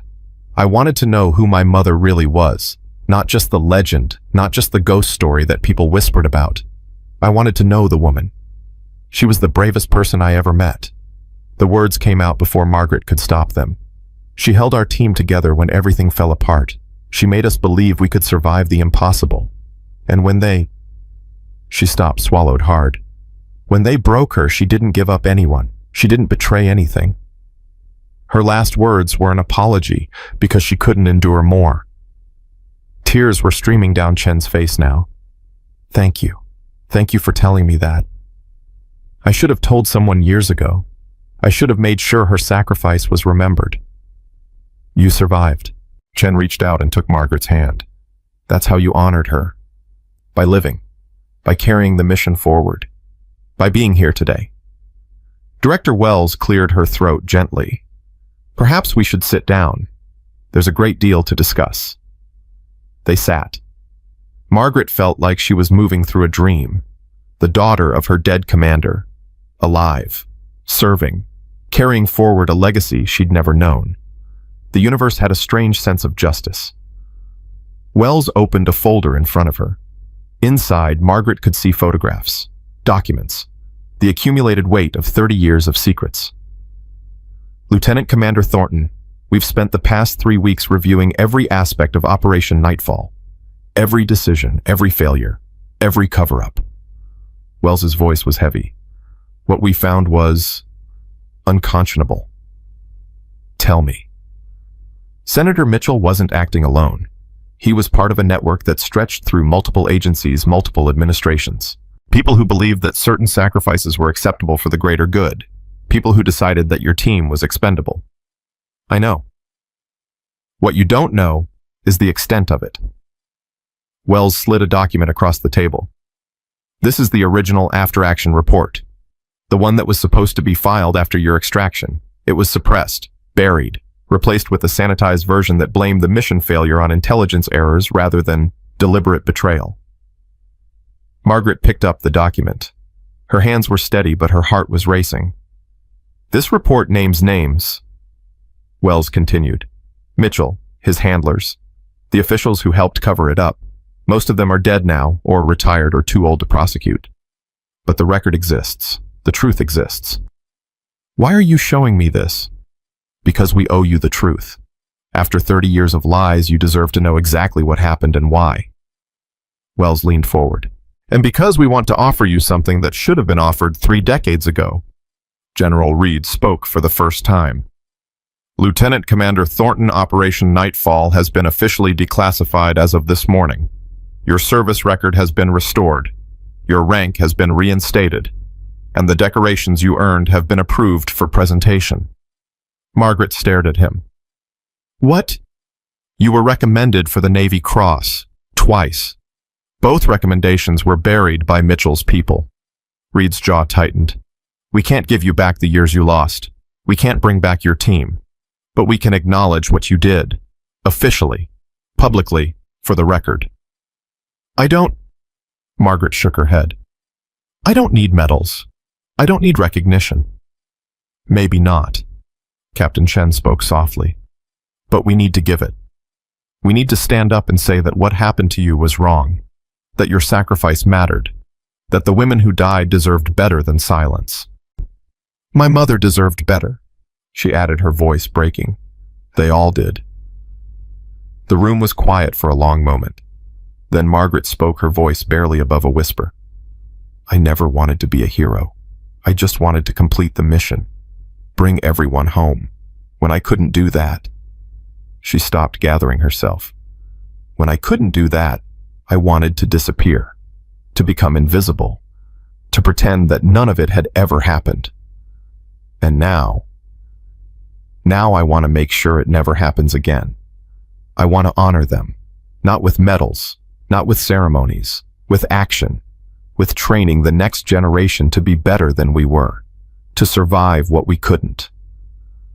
Callahan spoke for the first time. That's exactly what we want to talk to you about. The training program. It's more than a training program. Wells slid another document across the table. We're establishing a new unit. Small, specialized. Women who can operate in spaces where traditional operators can't. The same concept as the original Ghosts, but with proper support, proper oversight, proper recognition. You want me to lead it? We want you to build it, from the ground up, select the candidates, design the training, create something that will last beyond any of us. Wells paused. We're calling it the Spectre program. After you. Margaret felt the world tilt around her. The Spectre program. Her call sign. Her legacy. Her second chance. I'm 54 years old, she heard herself say. I've been out of operations for 30 years. There are hundreds of people more qualified than me. There's no one more qualified than you. Captain Chen's voice was fierce. You survived the unsurvivable. You maintained operational security for 3 decades. You took down a kill team at 54 with skills you learned 40 years ago. You're exactly what we need. And if I fail, then you fail trying to do something that matters. Callahan leaned forward. Margaret, you've spent 30 years punishing yourself for surviving, for being the one who made it out. This is your chance to turn that survival into something meaningful, to take everything you learned and pass it on. She thought about Diana, about the promise she'd made in that hospital room. She thought about Sarah Chen, about the daughter who had spent her life trying to understand her mother.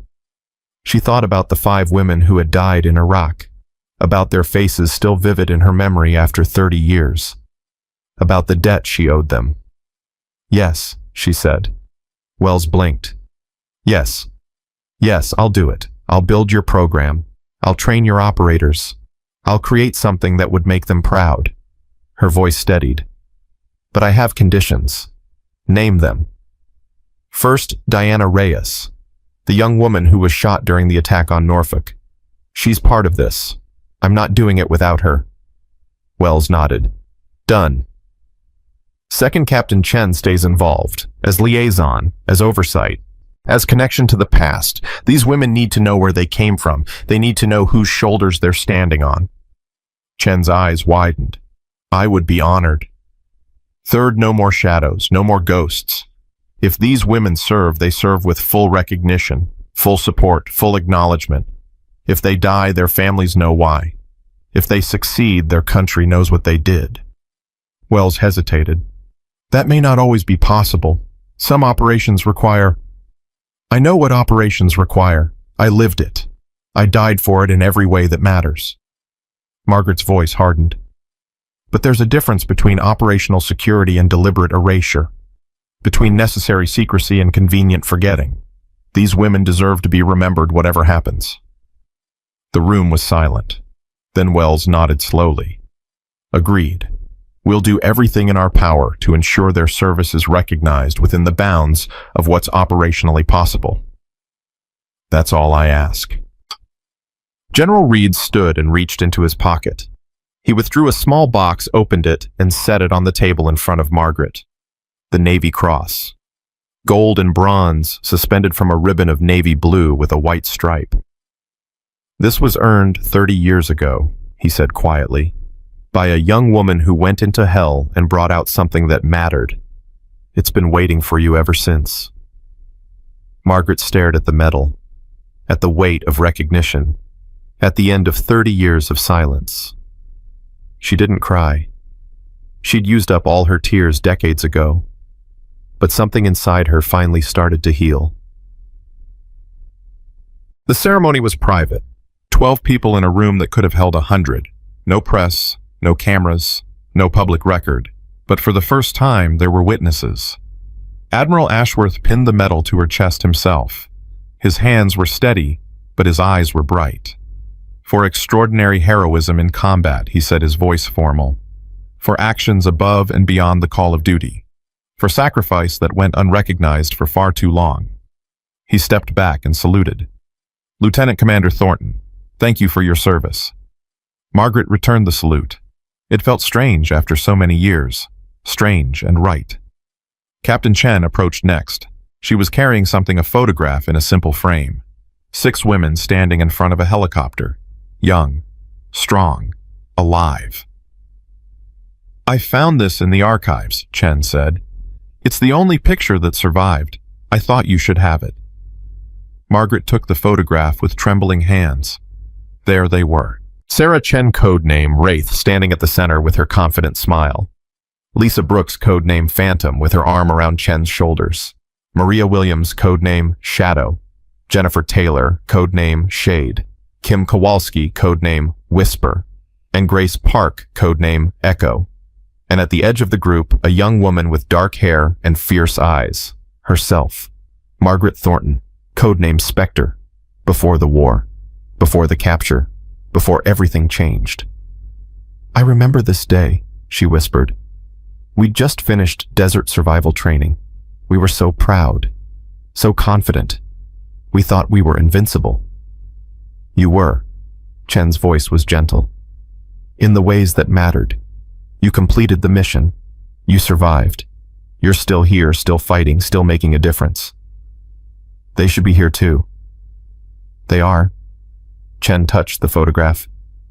Every time you remember them, every time you tell their stories, every time you train someone to be what they were, they're here. Margaret held the photograph against her chest. For the first time in 30 years, she didn't feel alone. A week later, she stood in Arlington National Cemetery.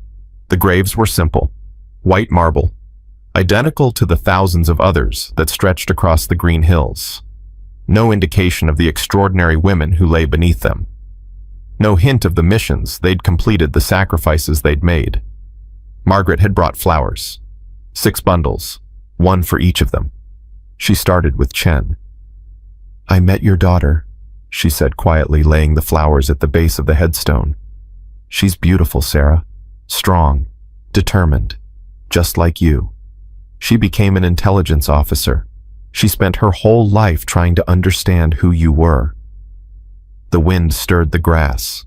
Margaret chose to believe it was a response. I'm building something, a program, training women to do what we did, but better, safer, with people who actually give a damn whether they survive. She touched the cold marble. I'm going to make sure they know about you, about all of you, your names, your faces, your stories. You're not going to be ghosts anymore. You're going to be legends. She moved to Brooks's grave, then Williams, Taylor, Kowalski, Park. At each one she left flowers. At each one she spoke. She told them about the past 30 years, about the nightmares, the isolation, the long, slow death of living without purpose. She told them about Norfolk, about Diana, about the attack and the fight, and the moment when the ghost had finally awakened.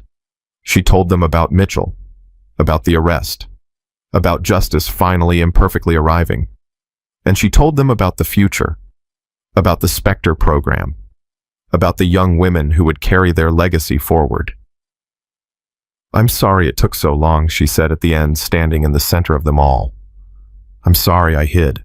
I'm sorry I was afraid. But I'm not afraid anymore, and I'm not going to waste whatever time I have left. She straightened her shoulders, lifted her chin. Mission complete. Finally. After all these years. Mission complete. She walked away without looking back. There was work to do. The training facility was in Virginia. Remote. Secure. The kind of place that didn't appear on any map, but showed up in the nightmares of people who'd been through it. Margaret arrived 3 days before the first candidates. She wanted to walk the grounds alone, to understand what she was building, to feel the weight of the responsibility. Callahan met her at the main building. Thoughts. It needs work. She surveyed the facilities with a critical eye. The obstacle course is outdated. The weapons range needs expansion. And whoever designed the psychological evaluation process has never actually been through real interrogation. That's why you're here, to fix it. That's why I'm here. She turned to face him. The candidates. How many? 23 applied, 18 made it through initial screening, 12 will arrive on Monday. And Diana? She's one of them. Discharged from the hospital 2 weeks ago. Fought like hell to be included. Callahan almost smiled. Reminded me of someone. She's not ready. Neither were you, 33 years ago. Margaret couldn't argue with that.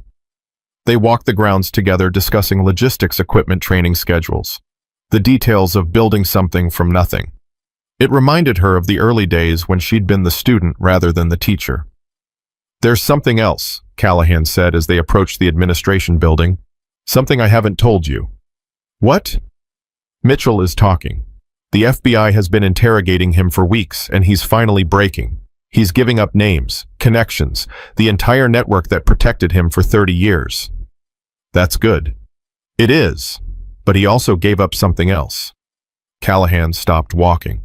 His face was serious. The Russian who captured your team. Colonel Viktor Volkov. Mitchell had files on him.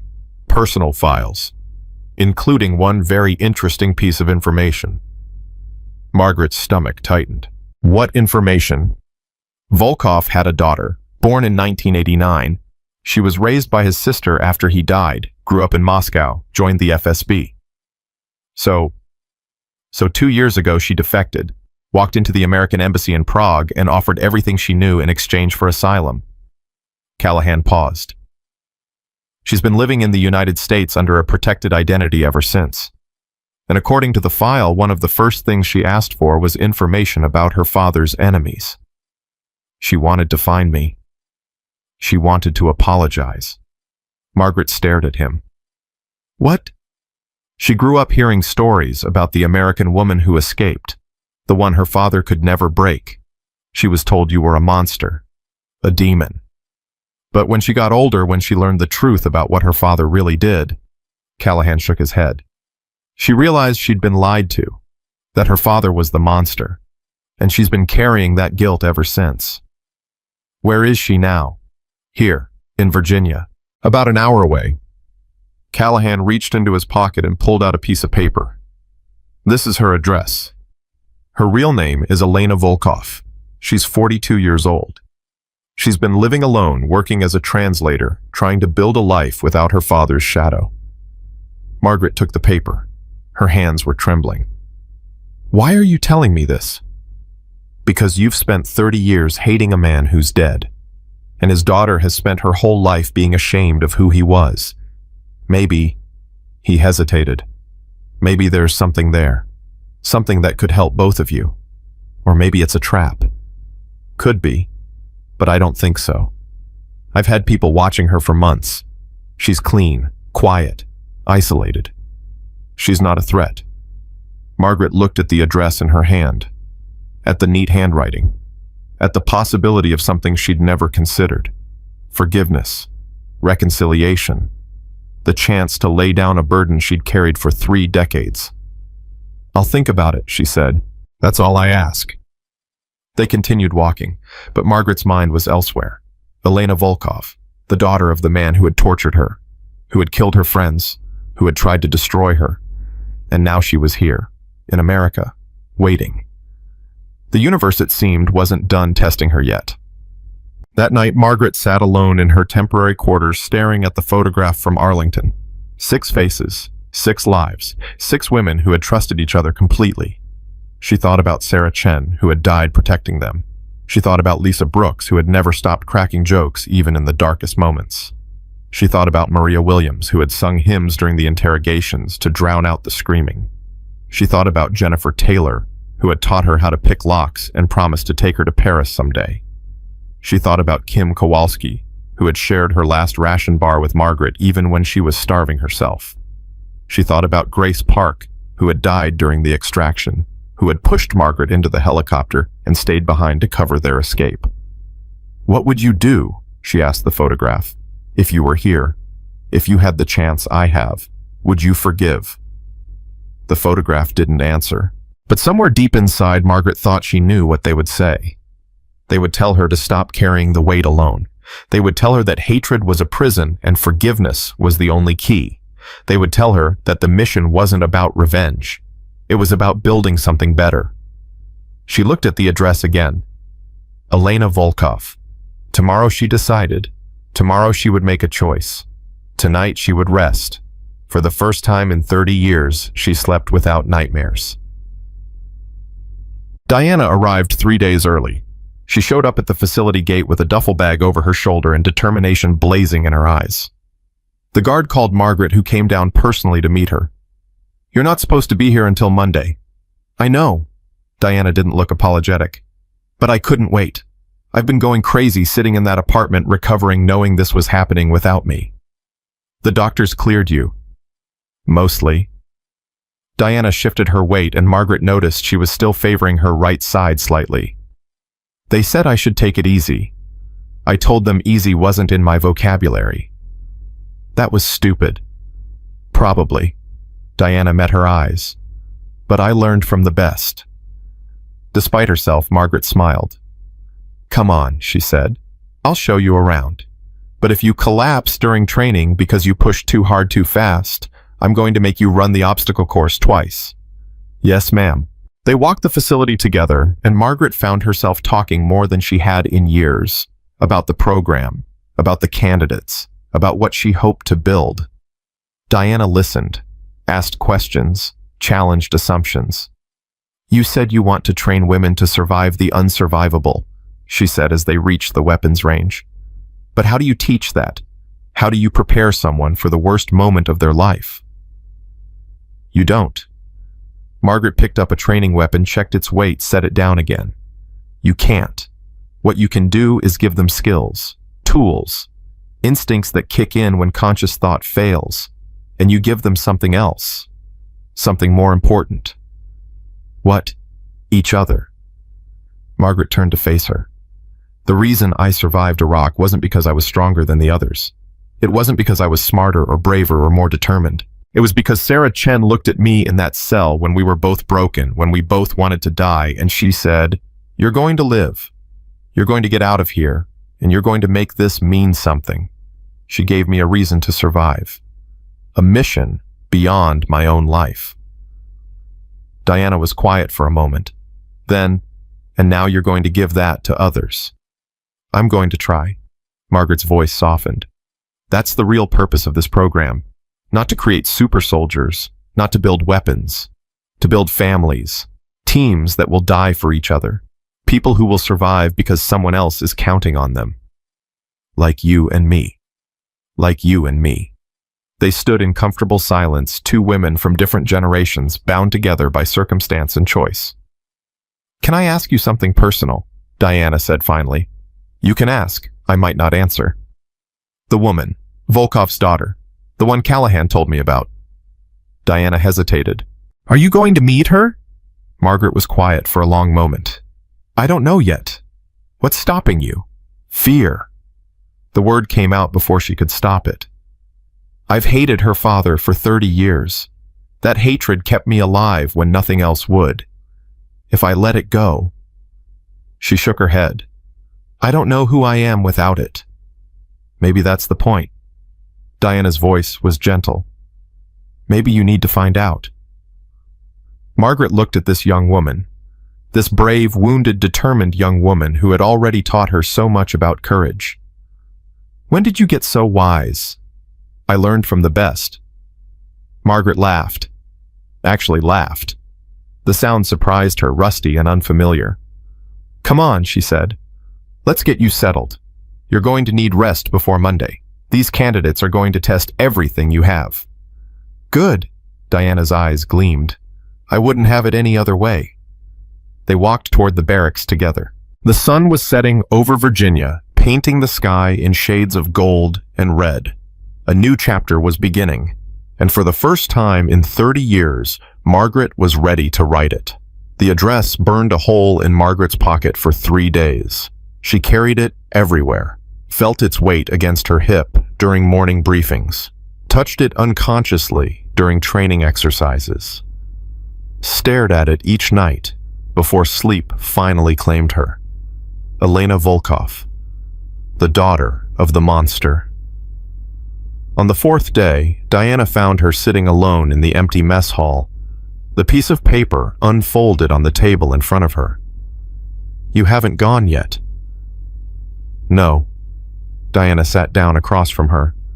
Why not? I don't know what to say to her. Margaret's voice was distant. I've imagined meeting Viktor Volkov's family 1,000 times. In those fantasies, I was always angry, righteous. I was going to make them understand what he did, make them feel some fraction of what I felt. And now I just feel tired. She touched the edge of the paper. I've been carrying this hatred for 30 years. It's become part of me. What happens when I let it go? What's left? Diana was quiet for a moment. Then she said, when I was in the hospital after Morrison shot me, I spent a lot of time thinking about anger, about hate, about all the people who had hurt me over the years and gotten away with it. What did you decide? That anger is useful. It keeps you going when nothing else will. But it's not meant to be permanent. Diana leaned forward. It's fuel, not foundation. You burn it to get where you need to go. But if you keep burning it forever, eventually, you're just burning yourself. Margaret looked at this young woman, 24 years old, wiser than anyone that age had a right to be. When did you figure all that out? When I watched you take down 4 trained killers and then refuse to execute the man who ordered your team killed. Diana's eyes were steady. You could have killed Mitchell's son. You had every right. But you chose justice over revenge. You chose to be better than the people who hurt you. That was different. Was it? Margaret didn't have an answer. Diana stood. The candidates arrive in 3 hours. Whatever you decide about Volkov's daughter, you need to decide it soon. Because once training starts, you won't have time to think about anything else. She walked away, leaving Margaret alone with the address and 30 years of unfinished business. 2 hours later, Margaret was in her car driving toward a small town an hour away. She still didn't know what she was going to say. The house was modest, unassuming, the kind of place where someone could disappear and never be found.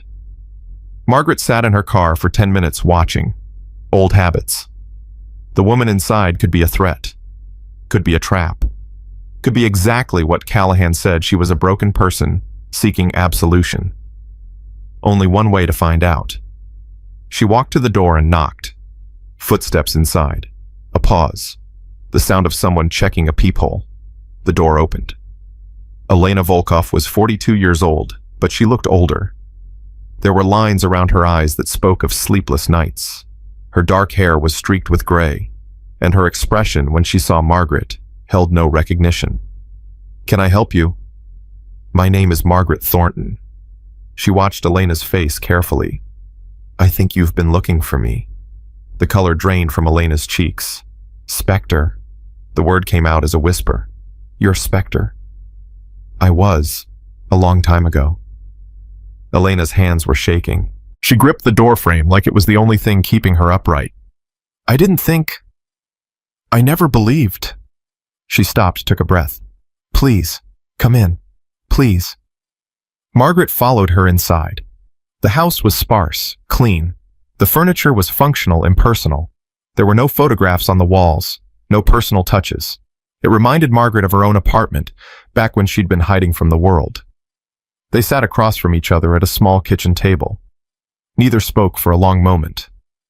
Finally, Elena broke the silence. "I know what my father did to you." Her voice cracked. "I know what he did to your team. I grew up hearing stories about the American woman who escaped, who ruined his greatest operation. He called you a demon, a monster. He spent 20 years trying to find you. He didn't succeed." "No, but his obsession destroyed our family. My mother left when I was 12. She couldn't live with who he had become." Elena's eyes were bright with unshed tears. "I stayed because I was afraid, because I didn't know anything else, because I wanted to believe that he was the hero he claimed to be." "When did you find out the truth?" "After he died. I was 36. I found his files, his real files, the ones he kept hidden from everyone." Elena's voice dropped to a whisper. "I read what he did to you, what he did to the others, the methods, the..." She couldn't finish. Margaret felt something shift inside her, some wall she'd built so long ago she'd forgotten it existed. "Why did you defect?" "Because I couldn't live with it anymore. Because I couldn't be his daughter and still look at myself in the mirror." Elena wiped her eyes. "Because somewhere out there was a woman who had survived my father's worst, and I needed her to know that I was sorry. You're not responsible for what he did." "No, but I'm responsible for what I do with the knowledge. I'm responsible for not hiding from it." Elena met her eyes. "I spent my whole life being Viktor Volkov's daughter. I don't want to die being Viktor Volkov's daughter. I want to be something else, something better." Margaret thought about her own 30 years of hiding, her own desperate need to be something other than what her past had made her. "What do you want from me?" she asked quietly. "I don't know." Elena's voice was honest, raw. "Forgiveness, maybe, or understanding, or just..." She stopped. "I just wanted you to know that not everyone in his family became what he was, that some of us saw the truth and chose differently." The kitchen was quiet. Outside, birds sang. Inside, two women sat with the weight of decades between them. "My commander," Margaret said finally, "Sarah Chen. Your father kept her alive for 6 weeks. He told her every day that she was going to die. He broke her slowly, methodically, because he enjoyed it, because he wanted her to suffer." Elena flinched but didn't look away. "She had a daughter, Sarah. She was pregnant when they captured us, but she didn't know. The baby was born 5 months after we were extracted. That daughter grew up without a mother because of what your father did." "I'm sorry." Tears were streaming down Elena's face now. "I'm so sorry." "I'm not finished." Margaret's voice was steady. "That daughter became an intelligence officer. She spent her entire career trying to understand who her mother was. 2 weeks ago I met her. I told her what her mother was really like, the courage, the strength, the love." Elena waited. "Your father destroyed 6 lives, but he didn't destroy what those women built. He didn't destroy their legacy, their courage, the things they taught me. Margaret leaned forward. And he didn't destroy his own daughter's ability to choose something different. What are you saying? I'm saying that I've spent 30 years hating your father, hating everything connected to him. Including you, even though I'd never met you. Margaret took a breath. But hatred is a prison, and I've been locked up long enough. Elena stared at her, hope and fear warring in her expression. I can't forgive what he did. I won't pretend that's possible. But I can choose not to let him define me anymore. I can choose to see you as your own person, not his daughter. Just Elena. Margaret reached across the table and took Elena's hand. And I can choose to believe that people can change, that we're not trapped by our blood, that the future doesn't have to be the prisoner of the past. Elena broke down completely. Sobs racked her body. Decades of guilt and shame and desperate hope pouring out of her. Margaret held her hand and let her cry. Some wounds couldn't be healed with words, but some burdens could be shared. She returned to the facility just as the candidates were arriving. 12 young women, ages 22 to 31, filed off a transport bus with duffel bags and nervous eyes. They came from different backgrounds: Army, Navy, Marines, Air Force. Different specialties, different stories. But they all had one thing in common. They had been chosen because they refused to quit. Diana was waiting at the administration building, a clipboard in her hands and a grin on her face. You look different, she said as Margaret approached. I feel different. Good, different. I think so. Margaret looked at the candidates, at these young women who had no idea what they were about to face. Ask me again in 6 months. Diana laughed. Fair enough. They walked to the assembly area together where the candidates had formed into a rough formation. 12 pairs of eyes tracked Margaret as she approached. Curious. Wary. Measuring. She stopped in front of them and let the silence stretch. My name is Lieutenant Commander Margaret Thornton, retired. Some of you may have heard of me. Most of you probably haven't. That's fine. What matters isn't who I am. It's who you're going to become. No one spoke. You're here because someone decided you had potential, because you passed tests that most people fail, because somewhere in your records there's a note that says you might have what it takes to do things that most people can't even imagine. She began walking down the line, looking each woman in the eyes. But potential isn't enough. Passing tests isn't enough. Being here isn't enough. She stopped in front of a young woman with sharp features and defiant eyes. Army Ranger tab on her shoulder. Name tape read Martinez. What's your name, candidate? Staff Sergeant Rosa Martinez, ma'am. Why are you here, Martinez? To become a special operator, ma'am.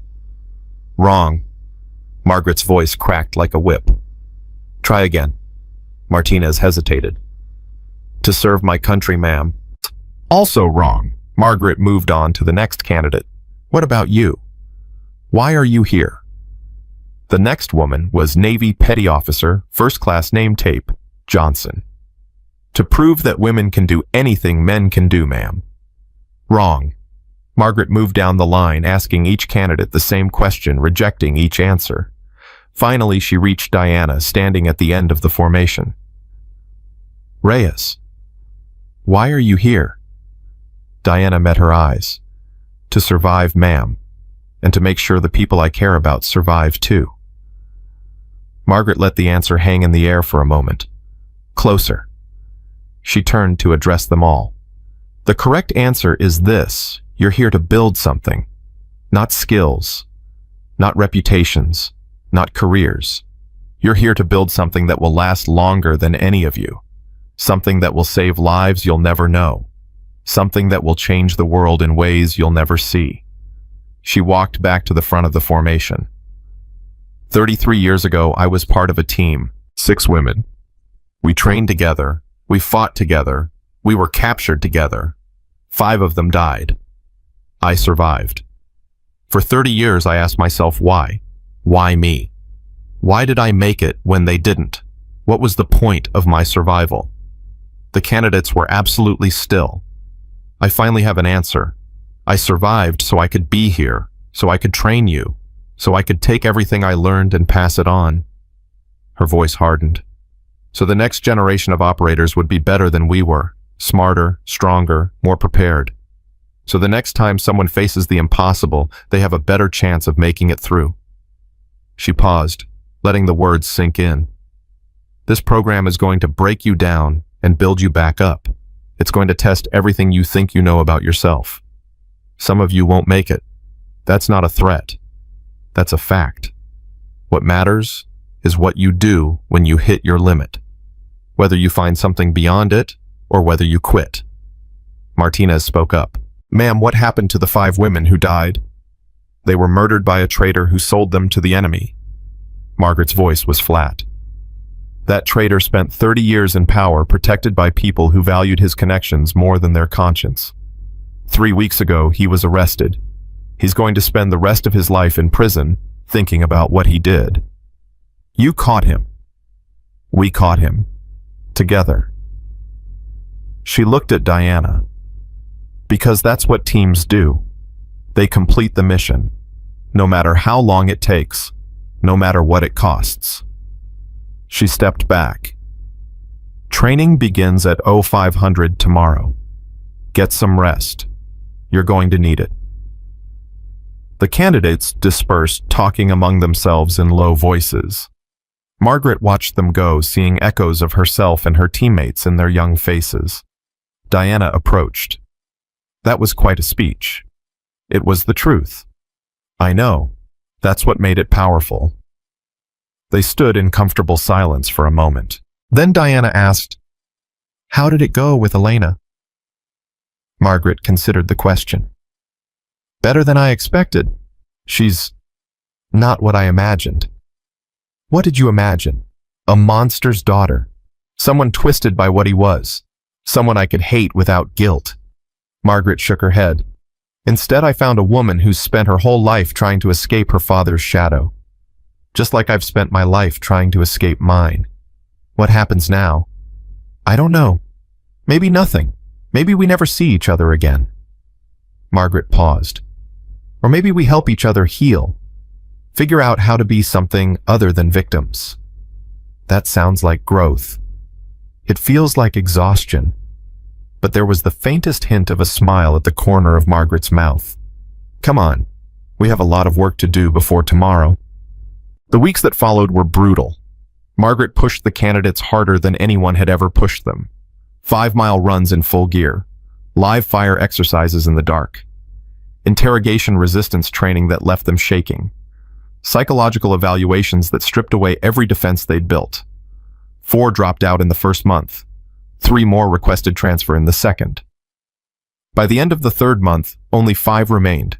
Martinez Johnson, a Marine sergeant named Okonkwo, an Air Force tech sergeant named Patel, and Diana, the survivors. Margaret gathered them in the briefing room on day 90. You've made it further than most people thought you would, she said. You've proven that you have the physical capability, the mental toughness, and the operational skills to do this job. But there's one more test. The hardest one. What is it? Martinez asked. Trust. Margaret looked at each of them in turn. Everything you've done so far, you've done as individuals, competing against each other, proving yourselves. That ends now. The final phase is about becoming a team, learning to depend on each other completely, to trust that the person next to you will die before they let you down. How do we prove that? Diana asked. You don't prove it to me. You prove it to each other. Margaret stood. Tomorrow you begin a 72-hour exercise. No instructors, no support.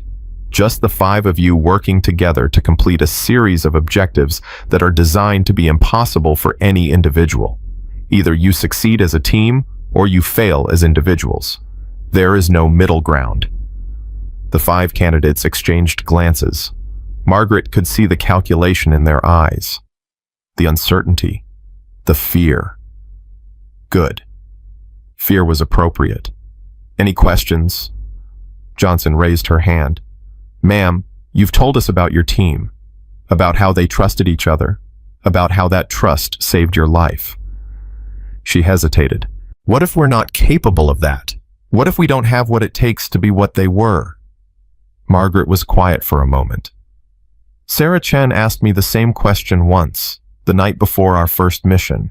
She was terrified that she wasn't good enough, that she'd let us down, that her weakness would get someone killed. What did you tell her? I told her that trust isn't about being good enough. It's about being honest enough. Honest about your strengths. Honest about your weaknesses. Honest about when you need help. Margaret's voice softened. The 5 women who died with me weren't perfect. They were afraid. They made mistakes. They had bad days and doubts and moments when they wanted to quit. But they never lied to each other, never pretended to be something they weren't.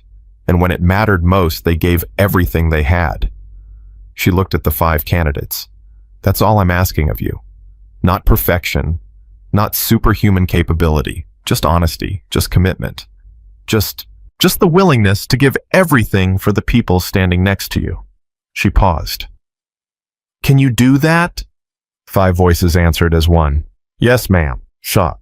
The 72-hour exercise nearly killed them. Margaret watched from the command center as they struggled through obstacle after obstacle. Communication breakdowns, personality conflicts, moments when it seemed like the whole thing was falling apart. But they kept going. Martinez took charge when they needed decisiveness. Johnson stepped up when they needed technical expertise. Okonkwo carried injured teammates when their bodies failed. Patel solved problems that seemed unsolvable, and Diana held them together when tensions exploded, when exhaustion eroded discipline, when someone wanted to quit. She was there reminding them why they were doing this, what they were building, who they were becoming. She was magnificent. At hour 71, they completed the final objective, a simulated hostage rescue that required perfect coordination, split-second timing, and absolute trust. They emerged from the exercise battered, exhausted, and transformed. Margaret met them at the extraction point. Congratulations, she said. You are now the first graduates of the Spectre program. They stared at her, too tired for celebration, too overwhelmed for anything beyond relief. In 3 weeks, you'll receive your first operational assignment. Until then, rest, recover, process what you've learned. She paused. And know this, whatever happens next, you're not alone. You have each other, and you have me. For as long as I'm alive, I will be here, watching, supporting, making sure you have everything you need to succeed. Diana stepped forward. Ma'am, I have a question. Go ahead. The program is named after you, Spectre, your call sign. Diana's voice was steady despite her exhaustion. What do we call ourselves? Margaret had thought about this question for weeks, had considered a dozen different names, but standing here looking at these 5 extraordinary women, only one felt right. You're ghosts, she said, just like the women who came before you, but you're not going to disappear. You're not going to be invisible. You're going to be remembered. She straightened. You are the Wraith team, named after Captain Sarah Chen, the bravest woman I ever knew. Diana's eyes widened. Her daughter, Captain Chen. Does she know? She suggested it. The 5 women stood a little taller, the weight of history settling on their shoulders, not as a burden, but as a foundation. Welcome to the legacy, Margaret said. Welcome to the family. Now go get some sleep. You've earned it. 6 months later, Margaret stood at a podium in a room she never thought she'd see. The Smithsonian National Museum of American History. A private event. Attendance by invitation only. The room was filled with military leaders, intelligence officials, and politicians who had spent their careers denying that women like her existed. They were here to witness something unprecedented, the official recognition of Operation Nightfall and the women who had given everything for their country. Captain Sarah Chen sat in the front row, her eyes bright with tears. Beside her were the families of the other ghosts, children, siblings, nieces, and nephews, who had grown up not knowing why their loved ones had died. Now, they would would know. Margaret took a breath and began to speak. 33 years ago, 6 women walked into the darkness. They were soldiers, patriots, pioneers. They served in a war that most Americans have forgotten, doing work that most Americans will never know about. 5 of them never came home. She looked at the photograph displayed behind her, the same photograph she'd been given months ago. 6 women, young, strong, alive. Their names were Captain Sarah Chen, Lieutenant Commander Lisa Brooks, Staff Sergeant Maria Williams, Sergeant Jennifer Taylor, Sergeant Kim Kowalski, and Lieutenant Grace Park. They were mothers and daughters, sisters and friends. They were heroes in the truest sense of the word. She turned to face the audience. For 30 years, their sacrifice was hidden, classified, denied. That ends today. Today, their names are entered into the official record. Today, their families receive the recognition they've waited decades for. Today, we acknowledge what should have been acknowledged a long time ago. These women were warriors, and they deserve to be remembered as such. Admiral Ashworth rose and approached the podium. In his hands were 6 medals, Purple Hearts, Bronze Stars, the decorations that should have been presented 30 years ago. One by one, the families came forward to receive them. Captain Chen accepted her mother's medals with silent tears streaming down her face. Lisa Brooks' brother, a gray-haired man in his 60s, clutched the box like it contained something precious. Maria Williams' daughter, a woman Margaret's own age, whispered, "Thank you," over and over.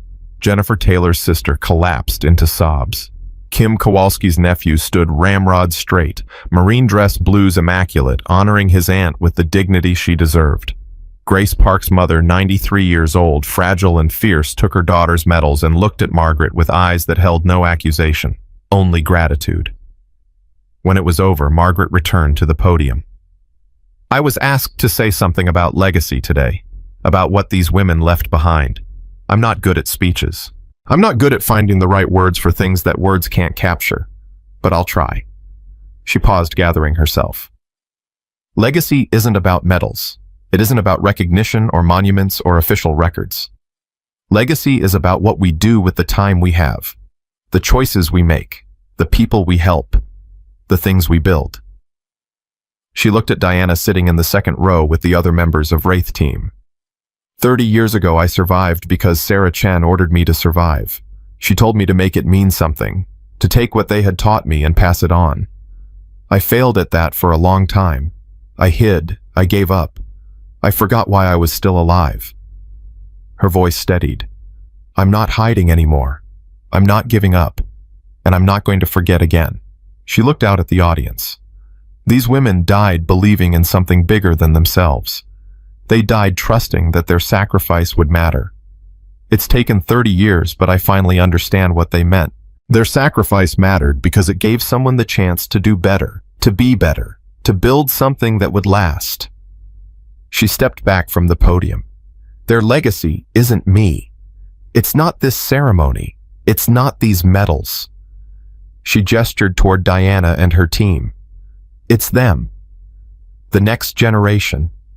The women who will carry forward everything we learned, everything we sacrificed, everything we hoped for. They are the legacy. They are the future. She raised her hand in a salute. Mission complete. Captain Chen. Mission complete, Wraith Team. The watch continues. 500 people rose to their feet.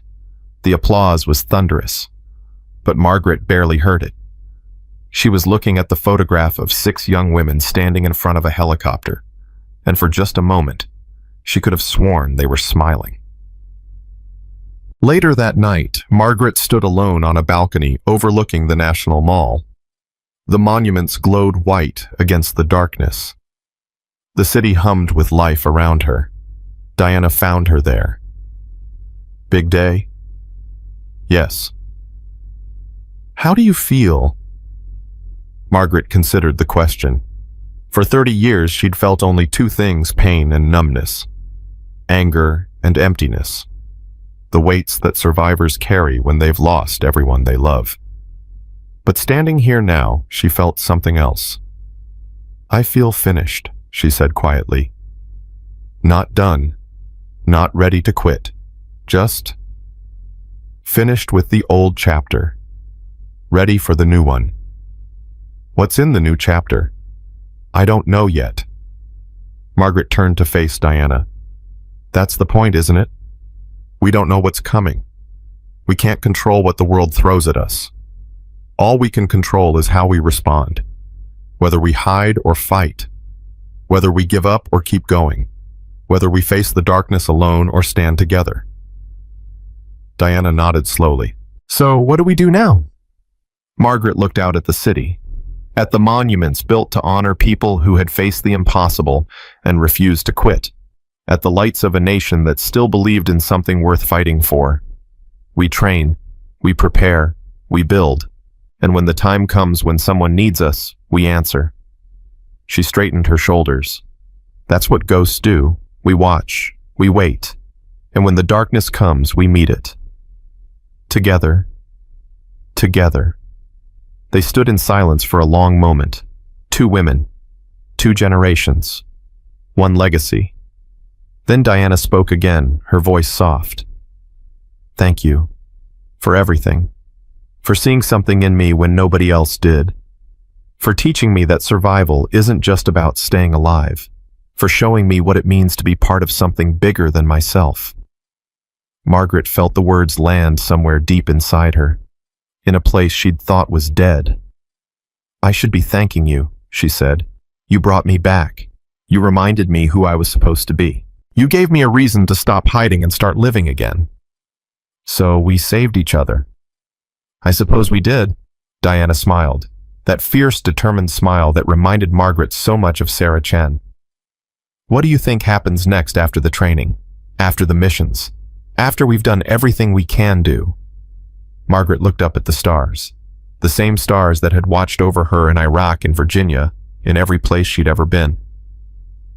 "I think we find peace," she said. "Not the absence of struggle, not the end of sacrifice, but the knowledge that we did our best, that we gave everything we had, that when we were tested, we didn't break." She turned to Diana one last time. "The world is full of people who need someone to fight for them, people who feel invisible, people who feel forgotten, people who feel like they don't matter." Her voice was steady and strong. "We see them, we remember them, we fight for them. That's what this program is about. That's what the legacy is about. That's what being a ghost really means." Diana nodded. "I understand. I know you do." Margaret put her hand on Diana's shoulder. "That's why you're going to lead this team someday. When I'm gone. When it's your turn to pass on what you've learned. You're going to be the one standing here looking at the next generation wondering if you taught them enough. How do you know I'll be ready?" "Because I wasn't ready either. None of us ever are." Margaret smiled. "But we rise to meet the moment anyway. That's what warriors do. That's what ghosts do. That's what you're going to do." The night deepened around them. The city quieted. Somewhere out there, people slept peacefully, never knowing about the women who watched over them from the shadows. Margaret took one last look at the monuments. Then she turned and walked back inside, ready to face whatever came next. The mission continued. The legacy endured. And Margaret Thornton, the ghost who had refused to stay dead, had finally found what she'd been searching for all along. Not forgiveness, not revenge, not recognition. Purpose. The watch would continue. The training would intensify. The next generation would rise. And somewhere in the darkness, 6 women who had given everything for their country would finally rest easy, knowing their sacrifice had not been in vain. This was their story. This was their truth. This was their victory. Not because they had survived, but because they had ensured that others would survive after them. Margaret Thornton was not invisible anymore. She was legendary, and her mission at long last was complete.